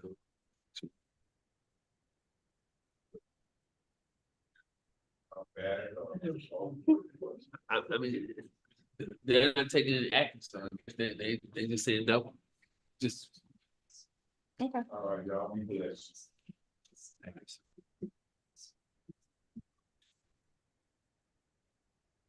Mr. Andrew Shears here. All right, next we have Miss Mary Ann Hughes Goldsberry, Juneteenth permit request. And we probably need to approve that tonight because Juneteenth is going to be on the verge of the next council meeting. I believe her packet was in your last week's agenda. So is there a motion to approve? Is this on the Juneteenth permit request? Yes, sir. Yes, sir. I move we accept that. Mr. St. Clement moves. A second. Approve Ms. Mary Goldsberry, Juneteenth, that's with Mrs. Harris, seconds the motion. Any discussion? Madam Clerk? Mr. Etherly, Yes. Ms. Miller, Yes. Ms. Davis, Yes. Dr. Miller, Yes. Ms. Harris, Yes. Mr. St. Columbia. Yes. 6 yes. And while we're approving requests for Juneteenth and permits like that, I believe that's one pending that's for a I think it's a trail ride. Ms. Davis can better explain than I can. It's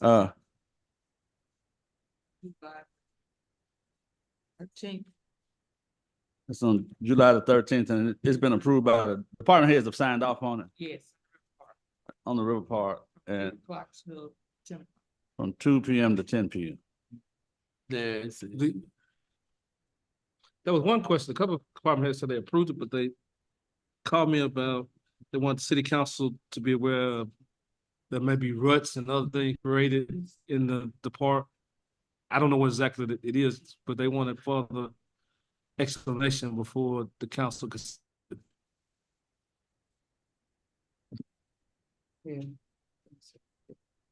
Well, I would imagine that the street and sanitation department can designate portions of the park usable and other portions of the park not usable, and try to clear that whether folks can safely do it.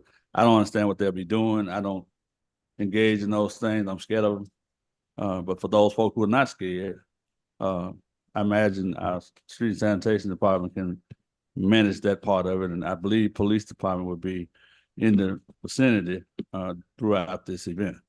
Is that right? Is there a motion to approve the permit? Is it cycling? So Ms. Davis moved to approve the permit for What is it? Motion? That's the trail ride. trail ride. Yeah. Okay. In the river park. Mr. Anthony seconds the motion. Any discussion? Madam Clerk, would you call the roll, please? Dr. Miller, Yes. Ms. Miller, Yes. Mr. Etherly, Yes. Mr. St. Columbia, Abstain. Ms. Davis, Yes. Ms. Harris, Yes. 5 yes, 1 abstention. Next on the agenda, Ms. Paula Oliver was asked to be on the next meeting, the 18th. Then item F, Mr. Raymond Sims. Is there anything to be done on his request for waiver of sanitation and security fees? Because this is the 40th anniversary of the radio station, the legendary Blues Festival, which occurs Labor Day weekend. This year will be free of charge. So he's waiving the charges being placed on the patrons, and he's asked the city to waive fees placed on the promoter. That's the essence of it. And I don't know where we were on that. We have not met with department heads, the police department or the sanitation department. So we'll have to table it till we get a chance to be with the police department and the sanitation department about. I think the essence that the council should understand is when the promoter pays your staff, they get a separate stipend from the promoter. And so to the extent that that doesn't happen, I would imagine the city would be absorbing those costs. For security. For security and sanitation. We got other items because the email we received saying put this charter discussion on. We move to the next meeting, AMP nominees, spending ordinance, update to the handbook, condemnation ordinance, job descriptions. Mr. Jerry Lamar, we did get you a quote on him, but I think we can just wait till the next meeting to address that as well, so that everybody's on the same page. This issue has been on the agenda for a while. The previous administration before had approved this, it just hadn't been paid.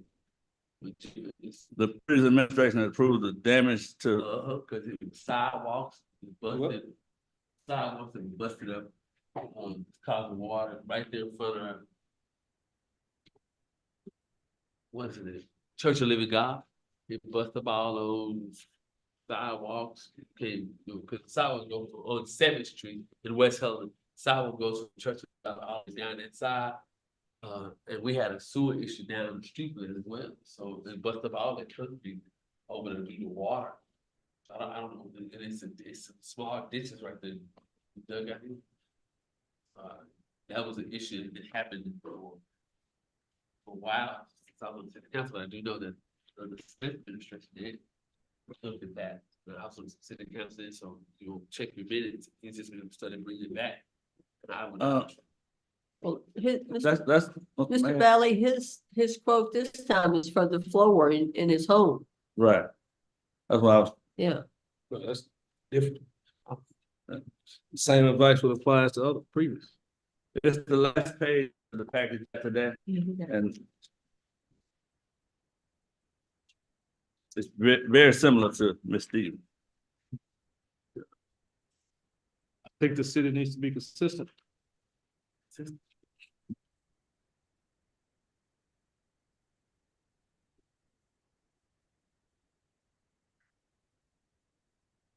attorney should be consistent. Next item, Mr. Valley. All right, I believe the next item, I don't think we have minutes or anything to do on the hospital sale. You got the amended budget resolution that we need to pass in order to comply with the legislative order. Is that right, Mr. Treasurer? So What resolution number it is? 8. Is there a motion to, we're at item 7A3. is there a motion to approve resolution number 8?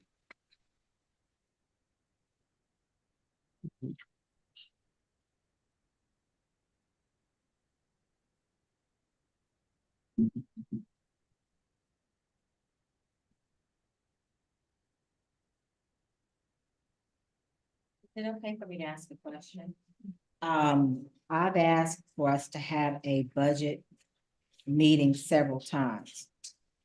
And we've yet to have a budget meeting. And so I was looking through some things that I still have some questions about. And when I looked at the amended budget, there were some line items that to me were in areas where I had questions. And so I would like to know, can we please have a budget meeting so we can talk about where we are, especially with landfill streets and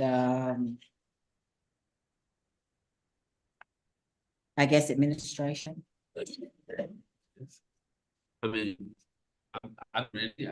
Some came up for you, I'm ready to be, but I mean, the people are here in the room, street sanitation, landfill are here.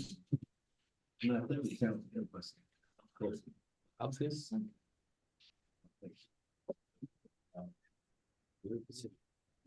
So, you all, what's the wish? You all want to wait? I'd like to set a budget meeting.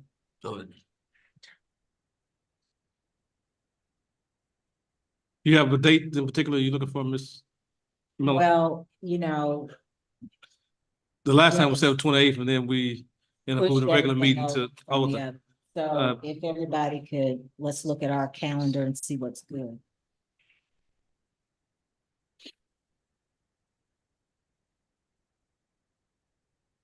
What about the 11th? That's next Tuesday. 11th would be good. Because you, that's not good for you, man. You know what I mean? No, it's not for the mayor. Ms. Lee starts that Wednesday. I'm available anytime. Tomorrow Well, evening, whatever the body suggests, I'm always here. You all pay me to be here. The That's what I concern is that they need to have a meeting, they need to adopt this thing before legislative body completes, and they're just about done. Okay, if I'm looking correctly, is this saying that for general governance, we were over budget? Yes, that's what it's. Over budget, what? I explained to you before. Okay, but I gave you this before. Okay, but I don't want to give you one that I have marked up, so I can get you, I can get you notes. But in general government, basically, okay. We have a rate increase, what's come for large rate. We had added the salaries for added the salary for our A&P director to the general fund. Well, we paid in the general fund, and A&P commission reimburses. So it's showing up in here. So it's making that go over budget as well. And you guys got to for the water department. So those are the things that make general services go over budget. Street department, we had a lot of equipment repairs. So that's basically street department. And I think I gave you this summary.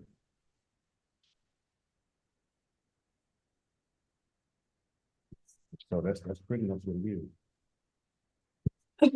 General government, highways and streets, and public safety. The fire department had I think 3 people retired. And so we paid them a retirement benefit, and so it caused them to go over budget. So those are basically the what I gave you on the back of this resolution is similar to what's going to be in the audit. It's going to look like this in the audit. The one I gave you that's going to go behind the resolution is going to be this one. And so I can send it to you guys and you can look through it, but you may already have it. Those are pretty much the reasons why we went over budget. Adding the salary, workers' comp just was out the roof, and the truck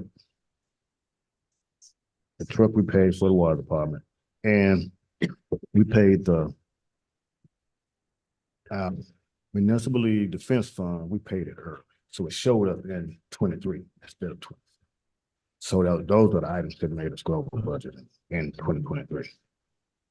The chief of draft staff addressed one thing. This legislative audit allows budgets to be amended up to its best to do it before the audit is completed.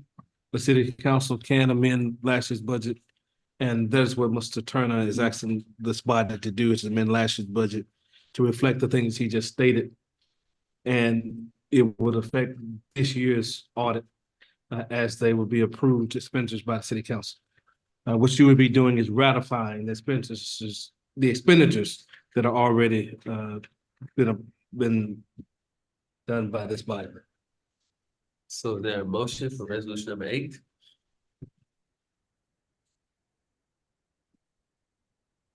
Yes. Are you gonna have a meeting next Tuesday? Right, that was my next question. Thank you, Mr. Chief of Staff. Ms. Miller had asked, were you all available on the 8th? I mean, the 11th. Yeah, that's fine.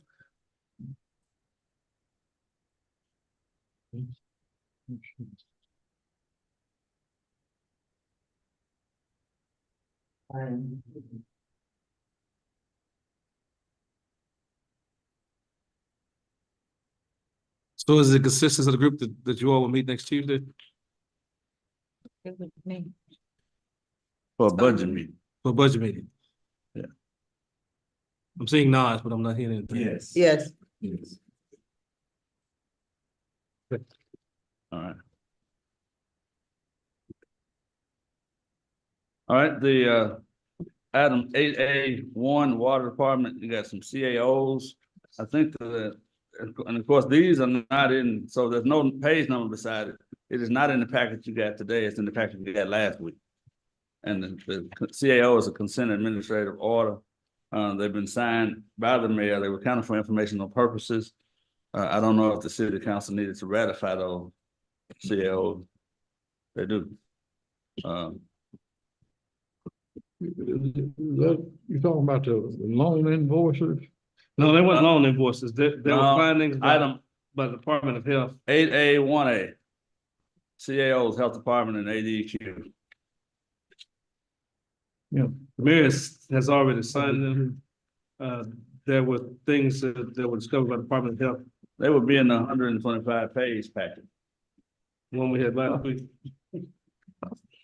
Oh.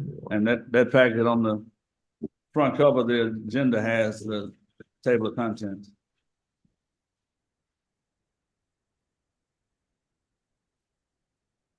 Good.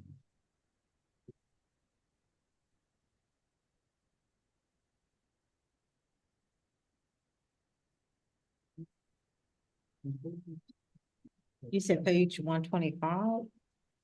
No, it says 125 pages.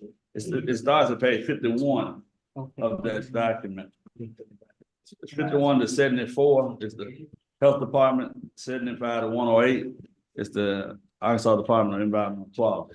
You all want to wait till next week to the special call meeting. You all suggest. You all just ratifying the mayor's already signed them, I've already reviewed them, but the body just has a strong record that they are aware of them. And so you're just ratifying the fact that they're done. They're not financial issues, they're things that, were done by the Department of Health. So if you all want to ratify both of those next week, that's fine with me. To give you another chance to look at them. So we'll get a packet from the treasurer for the budget portion. It's just And those we two can things. include the CAOs, which we could probably make short order of in a meeting, just vote them to approve. Ratify them. All right, item 8A1B. This is also in that 125-page packet as a loan invoice. And I was told that you needed to see it before it was to be paid, but it's a loan that the water department owes. Huh? It's in your old packet. Let me go to the table of contents. It ain't populating on it. It's on page 38, the first one. And the second one on 39.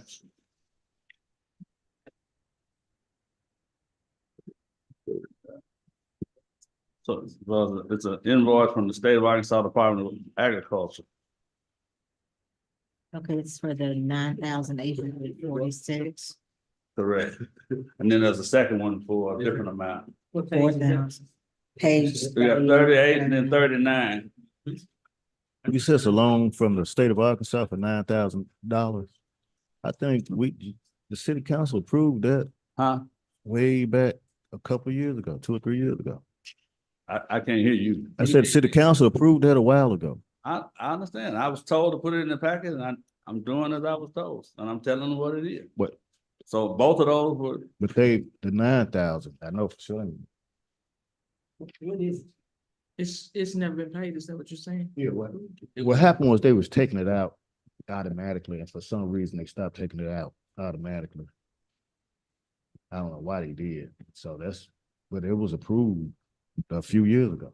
What is it? I don't know if it was for the sewer ponds or something like that. So it's the first emergency loan that we took out last year is an annual payment on that loan. I don't think that's what that is. I remember some talk about Goes to the that. home from that you have in that package. That's covered. They don't have to be approved. So it's for the emergency loan last year. That was about July 20. The information is on it.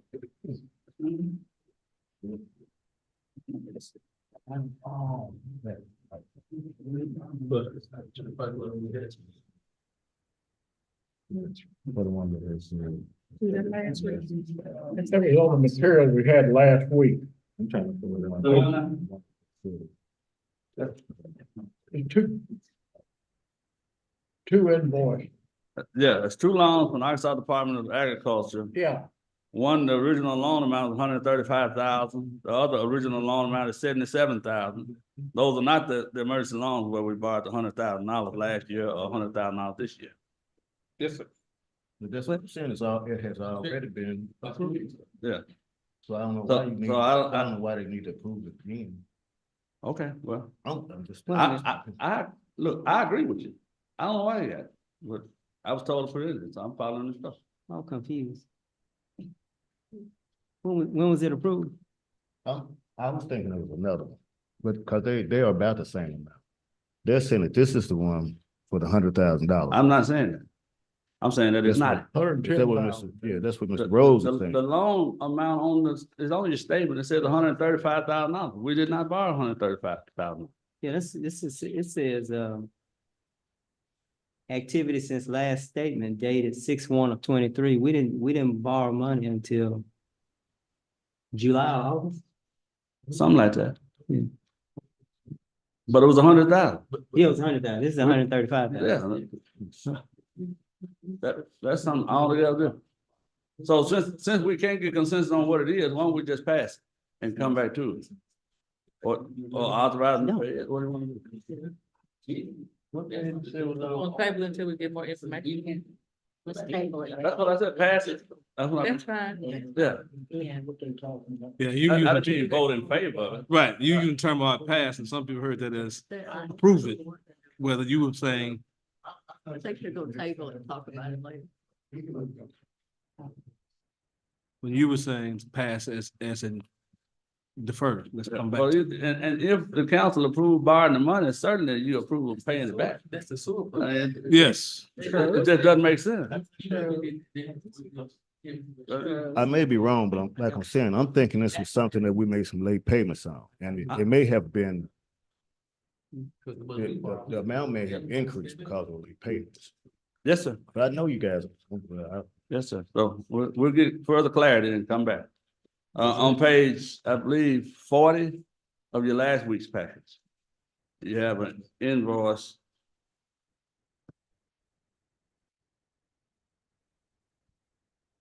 These are amounts $2,800 and some odd dollars. Can I ask a question about this? So in the description, it says cut trees, clear the path from well number 9, the soccer field, boys, girl, mowed twice, created space, feet for power line clearance and water line and easement maintenance, moved chunks of concrete, big rocks and debris, tree and bush cutting, stacked in pile for pickup by grapple truck. So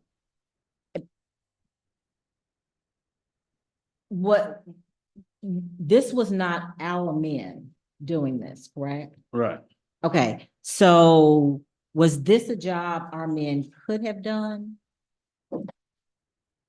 Possibly, yes. Okay, so I guess my concern is, and I'm gonna bring it all the way full circle back to my insistence for a budget meeting. It's expenditures like this that, to me, if we were talking to each other about our money, our finances, what we have, what we don't have, then surely we could avoid these kind of costs, because this is to the tune of $2,865, which to a lot of people is probably not a lot of money. But when we start adding up these thousands of dollars here and there, then we end up with having to ask for an amendment. Now, that's just my thought. I could be wrong, Chief of Staff. I'm just saying, I'm concerned about This is that. something we had to do concerning the new well. They asked us to clear this path, and we don't really have the manpower to do that. So how many men do we have on streets? Thinking probably Mr. Collins, about 15. How many, Mr. Collins? Yeah. 15 men? That means guys picking your sanitation truck, doing various things around the community, but the boys, this well was precedent and important. These folks wanted this clearance, and we need it done fast, so. And I respect that, Mayor, but our street men, if this was something we needed for the well that is imminent, and we know we've got to have it, and we know that we've gone through all of this tonight, those men should have been over there picking up debris and big rocks and mowing. Well, Mr. Governor, our guys, it's well, whatever you all say, but I think it's when you say all of that, and I'm not gonna get into it. I'm just gonna leave it, because I can say some things that I don't want to say. Because I think that when you, it's, no, I'm on, because I don't want to get into it. Well, this is twofold. One, the 2,800 is well within the mayor's spending authority. That's A. But B, we have a lot of things that go on in this city that our men could possibly do, like fix water leaks. But we hire contractors to do them for a reason. Many of the times, our men are spread thin on the things they're doing, and some of the time, they don't have all of the equipment and things they need to do these jobs. And when you press for time, when you need things done in a hurry, like getting water service to people, and the power company comes and says, clear this right away so we can run your power lines. And you got the engineer saying, we need this area clear so we can locate the 10-foot pipe and to make sure that we can tap into that pipe. And when you're having squabbles with the Boys and Girls Club over whether you should put it on their lot and all that, the details about who's doing the work become mine. And so I just say that to you to say that the city's getting its money's worth, probably got it done better and cheaper than we might have done otherwise. And that invoice shouldn't even be before you. But since it is, you should approve. Chief of Staff. And I agree. But if our men work for our city and that path needed to be done because it was of utmost importance to the citizens of this community, what else could they possibly have been doing that would have been more important than that? Well, if you got all night, I can give you a long list. They are initially supposed to be picking up trash. And understand now, when that was done, we were without grapple truck and without 2 front end loaders, without 2 residential trucks. So we got a bunch of men walking behind garbage trucks picking up garbage. We got people who are trying to cut right-of-ways and cut parks and cut other lots that we have that's under the city's control. Our grass cutting, one of the things people say is, can our city employees do it? And the AMP Commission has told you, by virtue of hiring other folks to do your meeting, who are doing a good job, that sometimes it's better to hire a contractor to do some of this work. And even with them doing it, that hasn't lessened what our guys are doing. There's still work our guys are not getting to. We frankly are not getting enough cooperation from our citizens because we as a city, and what we're seeing in the billing of the cleanup, we as a city have taken on cleaning up, cutting folks' property and all that, not billing them, not making them pay. And they created an expectancy in their mind that the city would take care of it. One of the hardest things that Roosevelt and Clarence has to do with the grass cutting guys is say, stop cutting what you've always cut, because they're cutting what they've always cut. And we don't get any money for it. And you can't just walk around with them all over town policing what they're cutting. But that's part of the growing problem as you're trying to fix the train that's moving down the tracks, is that we got guys and they're deployed, sometimes spread too thin, and you're trying to repurpose what they've been trained to do over the years, although that training has been, some of it, in error. And that's just what happens. We get calls all the time. So-and-so is over on such and such street cutting such and such yard. And you go over there and you find Billy Bob and you say, Billy Bob, why you over here?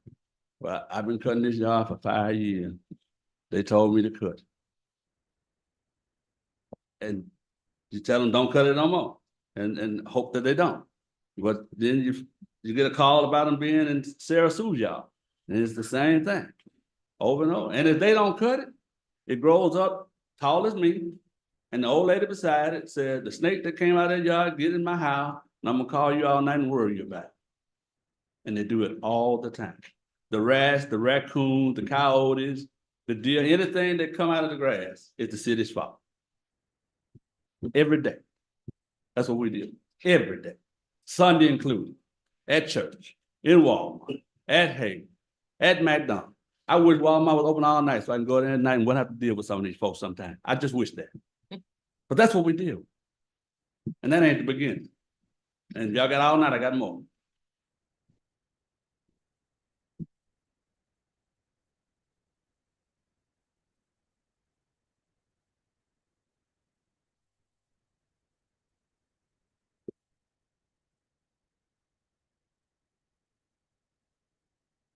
But I actually, it was just, I just want y'all to see it.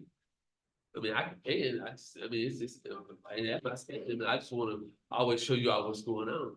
The first thing, people around the table say they don't trust the administration and a bunch of thieves or whatever. That's what I've been told through emails and things like that. So I put it out so y'all can see it. That I want to be transparent. Anything that goes through through payroll, anything else, I want you to have a receipt of it. That's why I'm giving to you. I can pay it. I don't want y'all to know what's going on. So you can't say, oh, we didn't know. I make sure that since I've been in this position in leadership, I give you everything, we build and come. I want you all to see it. So when somebody posts on it, we paid $500,000 to get some grass cut, you know, that's as the former administrator said, a bold face. Cause we ain't got that kind of money to pay somebody to cut some grass, $500,000. That's $500,000 that we could have put that on the well, started on the well. So no, that's just one of those things that people put out. But you can move on to the next, Mr. Valley. Well, the next item is in this week's, and this is invoice from the same company, is on page 3, and it's for $800.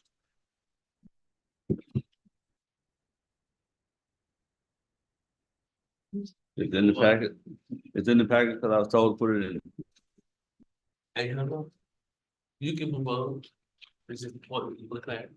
Let's see. All right, the next item, item F, Messiah Rose has presented a tank inspection quote. In his department head report, it says it's urgent and imminent that this quote be approved. It is in the current packet, getting on page 10. Page what? Page 10. In the current packet, 10 of 29, is the Complete Restoration LLC is the proposed company to do the work. It's $995 per tank, multiplied to the number of $5,970 for Reservoir, South Tank, West Industrial Park, Clearwell, and the North Tank.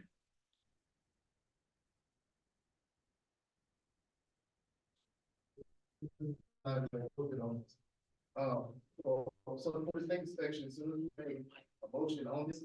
Saeed, you go to the mic. Oh. Okay, for the take inspection. Now, this is something that we need to have done to stay in compliance.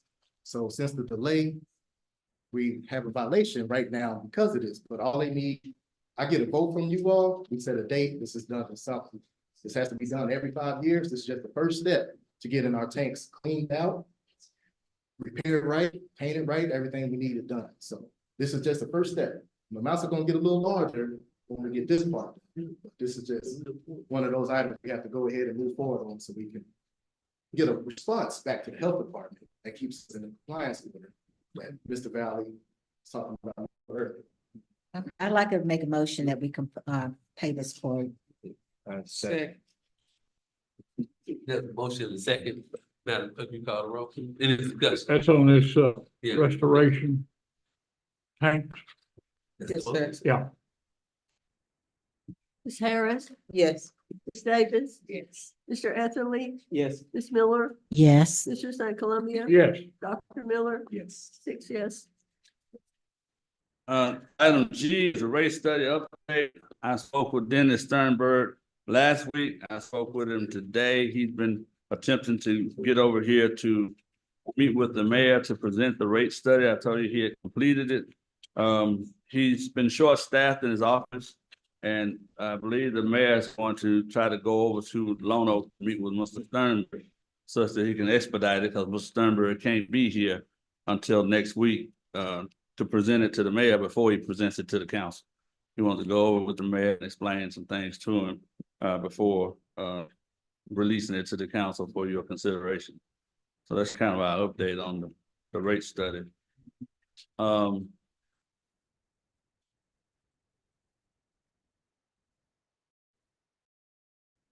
The next item we got, item 2A, demolition cleanup update. We can provide you with more information on that later. The hour's growing old. We certainly continue to do quite a bit. I saw a Facebook Live that the mayor did yesterday, reflecting the area of South Marengo, 200 block, 300 block South Marengo, the 400 block of South Sam and Coanza, and I don't know what that number is on Russell Street, and also the 400 block of South Sam and Kelly Street. And they're working in the 200 block of South Sam now. The people who are primarily doing the work, Mr. John Tony, who's a city employee, and Mr. Sean Christopher Vassell, a city employee, and they're being assisted by some other city employees as well on that cleanup. And periodically, we have Mr. Joe Brindle, who's doing some of the tree cutting, and we're paying him an hourly rate of $30 when he works, and he typically works 3-4 hours a day, not a whole lot. He's 93 years old, and sometimes he has a helper that we also pay, but the amounts have all been meager, $1,000 here or there. Some of the trees have been significant. Some of these trees have been entwined with our power lines. The power companies have asked us. When I say power companies, I'm talking about energy and not the power, but the utility, optimal cable. So in your alleys, you have many of your power lines, and the lines go down the alley and then it feeds the houses. And so we've been trying to clean those up because they're overgrown and weighted down by vines and that nature. And what tends to happen when you have a storm is a limb will fall on the power line, it'll snatch the meter box off the house, and then the customer is required to have that replaced before they can get lights again. And it's costing between $1,500 and $2,500 to the customer to have that replaced.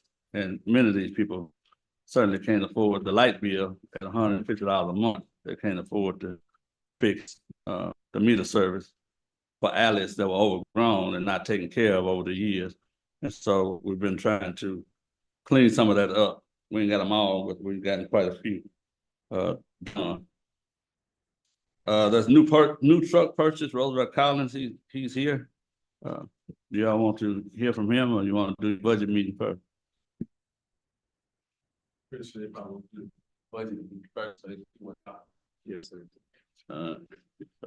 But he's here, he has the packet in here. All right, BTR is Big Truck Room. The documents were in your last packet. Big Truck Room, we're renting the grapple truck and we're renting the front end loader. Thank God we, on the front end loader, we just about caught up on all of the trash all over the city, and we're no longer using the grapple truck to do that work. We'll be turning the front end loader in within the next week or two. And we did get one of our front end loaders, number 33, back from Memphis, and it is operational. And so there's some overlap between having those two trucks, but I believe we just about got all the stuff caught up on the commercial trash collection. The grapple truck is still behind because it had been picking up commercial trash since December. So I don't know if there's anything else to do on the BTR. On the COPS grant, that's item 83A. I think we've already actually got approval to pay them the $37,000 back, and we're in the process of getting that done. Once we pay that money back, and the way that happened was the grant was about $1 million. We've only drawn about 115,000. We drew that 115,000 at 100%. We should have drawn it at 25%. So they want us to pay that money back first and then apply to draw down more money. And so hopefully, and within the next month or so, we should start drawing down some COPS grant money. And how many more years do we have? How many more years do we have on that grant? I don't remember. Till 26. I think till 26. Yeah, it's at the 2026. 2 years remaining. 2 years remaining. Is it renewable? Will it renew? Can you renew it? Can you renew the grant, or is it? We can reapply. Yes. Okay. Okay. That's a good grant. That's why I asked. Yes, sir. Police department had a wrecked vehicle replacement request.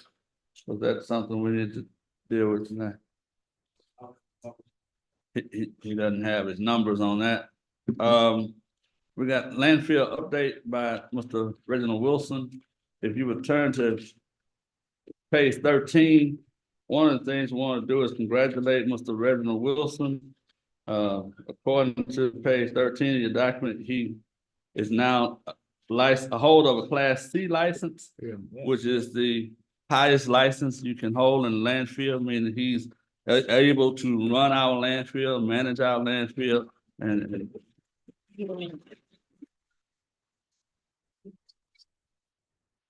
And so, I wanted to do that before we call him up. I believe there's a request for him to give an update. But before he does that, I hate to, well, we'll put him last because I want to sit down. Code enforcement, we got these notice of intent for 112 Cherrydale, 529 York, and 512 Perry Street. And let me see what page I want you to look at. It's in this packet, I believe. It basically says, on page 17 of this packet, it says that we can do nuisance abatement demolitions. And I provided this before, but for reasons of public health, welfare, or safety, and it's subject to these regulations below. And that's basically to do one house per block every 12 months. That is not for any of those purposes listed in number 2, which those houses are not. And that the debris will be dealt with in accord with regulation number 22 of the APC and EC. And that we will not dispose of it by open burning. So we asked permission to go on and take down those 3 houses, 2 of them in Helena. I know people have been asking when you're gonna do something in Helena.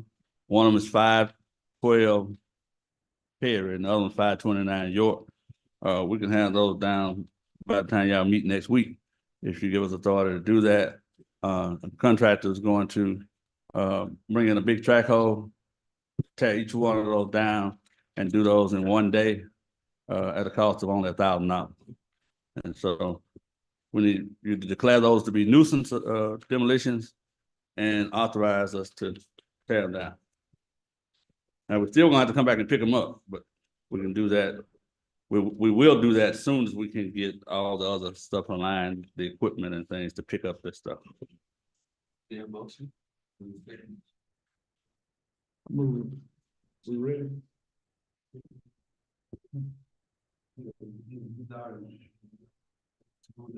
Those houses there. Those houses, yeah. You just need us to okay it? Right. Yes. I need you just to declare it the public nuisance, because the money is $1,000. But the public nuisance is that it's a health, safety, other welfare concern, which these houses are. They all are, and then people are going through them. Some people are living in them, they're taking stuff out, selling the copper and all that kind of stuff.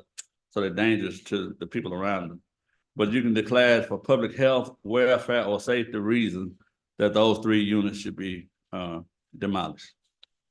And so that 1,000 is gonna be the total cost? Total cost for them to bring them to the ground. We're gonna bring still them have to to the pick them ground. up and stuff. Okay, what is it gonna cost for us to take it away? To pick them up.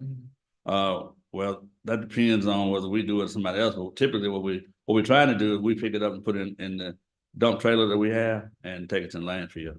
But we have an ordinance in place for that, where we pay between $75 and $150 an hour if a hauler comes. You already have that approved. Okay, that's another one of those areas where I really had some questions. Mhm. And I wanted to share some of my questions.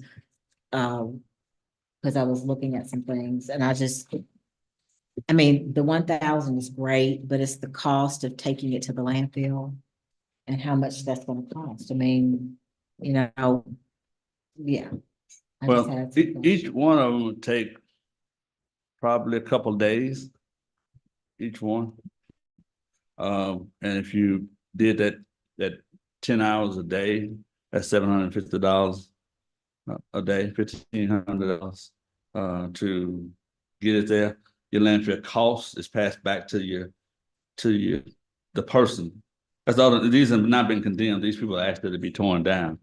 And Okay, so, have they signed something with us and? well, submitted deposits for it? on, I believe on 2 of them, they have. One of them has stopped the board and he's agreed to pay $9,000. He paid the first 1,000 and we haven't done anything yet, so he hadn't paid anything else. The other 2, I'm not very sure on what they've done, but those costs will be passed on to the homeowner.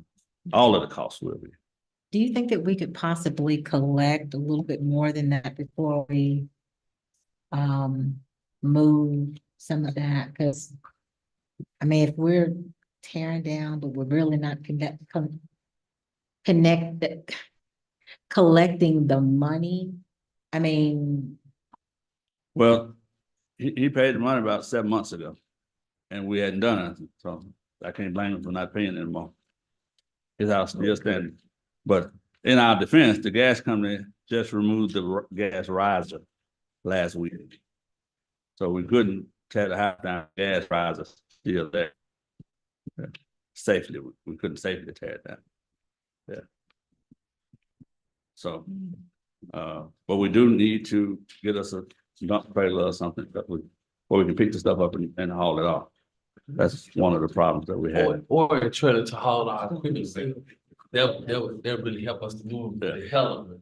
We don't have a trailer to haul our equipment through town, so that's some of the problems we have, and I've been asking you all to approve us to get a trailer so we can haul and clean Helena, because all the conversations about West Helena, Helena needs the same thing the West Helena. Helena needs the same thing the West Helena has, and it's clean around Helena as well. And I've asked you all several times to approve us to get a trailer so we have 18 months to haul our equipment around to Helena. I think a lot of the people, Miss Miller, Mr. Miller, who represent Helena, have not seen the cleanup that Mr. Anthony, Miss Harris, and Miss St. Columbia and Miss Davis have received in their wards. So we need a trailer to haul our equipment around so the people in Helena, they have the same thing that the people in West Helena have, a cleaner community. So when y'all get a chance, can y'all please approve us to get a trailer so we can haul the equipment to Helena? But all we ask is the council to do, so we come in compliance with ADEQ regulation, is declare those 3 properties a public nuisance. That's all we're asking you to do. So that cuts through some red tape. That's all I'm saying. So, Mrs. Harris. All the concerns she raised are valid concerns. So is there any more discussion? Madam Clerk? Davis? Yes. Mr. St. Columbia? Yes. Dr. Miller? Yes. Ms. Harris? Yes. Mr. Etherly? Yes. Ms. Miller? yes. 6 yes. All right, and no disrespect to our general manager, Landfill, he's last on the agenda, but let us bring him up. Fine, I appreciate it. I appreciate it. I really don't, if some of you have a pack, if you don't, I will just go through this on updates of the landfill and to let you know the seriousness of this consent administrative order. It's a little different with the consent order of the water department. You're dealing with trash, you're dealing with groundwater, you're dealing with gases and everything. So I gave you a copy of the consent order for the landfill. So when I found, I've been back 5 months, when I found out about this consent order for the landfill, I contacted the, I guess he's the supervising attorney for ADEQ. And I told him all of the projects that I had going on at the landfill, and everything was under this consent administrative order that I was trying to do. So the first thing, the scale hadn't been updated since 2021. So the scale was upgraded. That's been done. We still owe money on that. I'm not coming here asking you for any money at all. If you didn't know, the landfill is 354 acres, 32 acres that we are using. 206 acres have been permitted. We have a total of 321 acres that are not being used at this time. Gonna run through this. I know everybody tired, What's Wilson? but like I say, I am not in this consent order. I underline stuff that we are doing right now.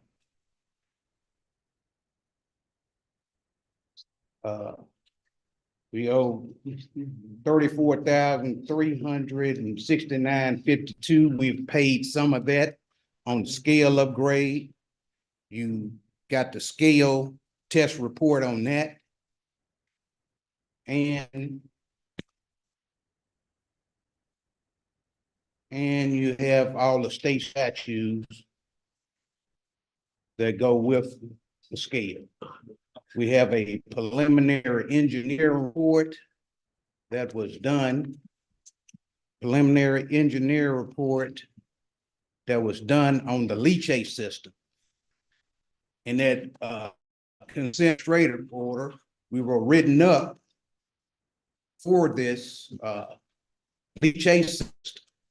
I have 100% grant through Eastern Arkansas Planning and Development District and the DRA, the Delta Regional Authority, 100% grant that is going to replace every pump out there and pump the leachate straight into the sewer system. On the access road, which was mentioned in that order, I have As relates to that, you're saying you're 100% grant, that means 100% grant. right, so The city doesn't have to pay anything. right, I just wanted to place emphasis on, that's the issue Yes, that's sir. going on since 2005. Right. So I was kind of looking to, Yes, to know what that is, because. The leachate is the water that comes off of the trash as it's compacted in the cell. So we have tanks out there that catch the water. We have to get the leachate hauled out of there at this period, at this point now. But what this grant will do, it will replace all the pumps that are not working at this time. And it will pump it straight into the city sewer system. Because eliminating net costs. How much would that save the city? Probably over $100,000.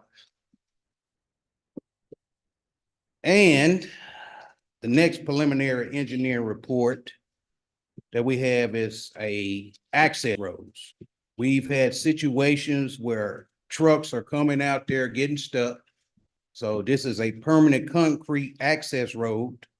It's on the solid waste regulation 22.613. And I got a low interest loan from USDA to do that. And the terms are in there, if you got it. Terms are in there.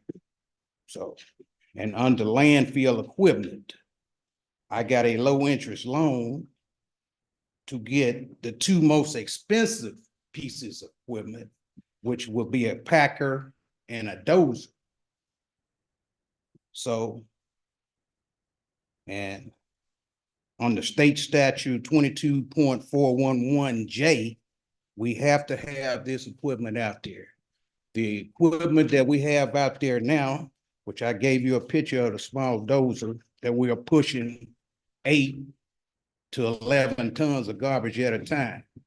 And we're replacing hydraulic lines daily. And under the leachate system, we have several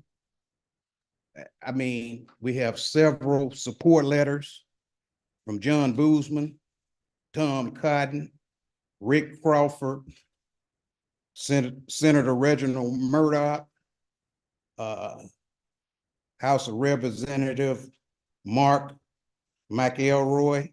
We have all of the county judges in the 3 counties that the landfill covers: Phillips, Lee, St. Francis, for this leachate system. Like I say, I'm not asking for any money at this time. I'm not asking for any money at all. We have gotten additional revenue. And this additional revenue will kick in 2 weeks with Huff Disposal Services. And that attended revenue will bring 2,500 tons. That's probably $100,000 a month. For 12 months is $1.2 million additional revenue. For Knox Landing, this is some more additional revenue. For Knox Landing, it's another $100,000 a month, but it's 1.8 million.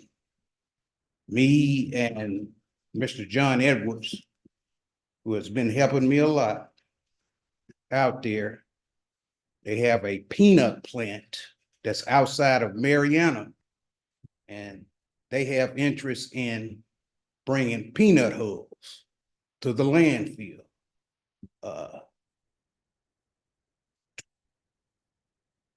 It's $105,000, 600 a month. Additional revenue of 1.267 a year. Like I say, I'm not asking for any money. The only thing that I'm asking you for today, only thing I'm asking is a variance, waiving competitive bidding on the road and the equipment, and a lease purchase for the equipment to get it here as soon as possible. Because we are real busy out there. Can I get a second, motion second? You got Second. Ms. Davis with the motion, this is Miller second the motion. Request. The motion will be to prepare the ordinance, so we can go on. Ms. Davis will be. Ms. Davis, change your, would you amend your motion? I'd like to amend my motion pending. So my question is, this times of this is, do y'all mind this also being added to next week's agenda? Because we need to get the ordinance done and it needs approval pretty quickly. Is what it said. Right. So I will withdraw. No. Just amended. So Ms. Davis has amended the motion, Ms. Miller, so Ms. Miller seconds the motion with the amendment. Any discussion? Madam Clerk, we call the roll. Mr. Etherly? Yes. Ms. Miller? Yes. Ms. Davis? Yes. Dr. Miller? Yes. Ms. Harris? Yes. Mr. St. Columbia? Yeah. 6 yes. So it'll be on next Tuesday's agenda. Thank you. Thank you. Anything else? How much for a truck?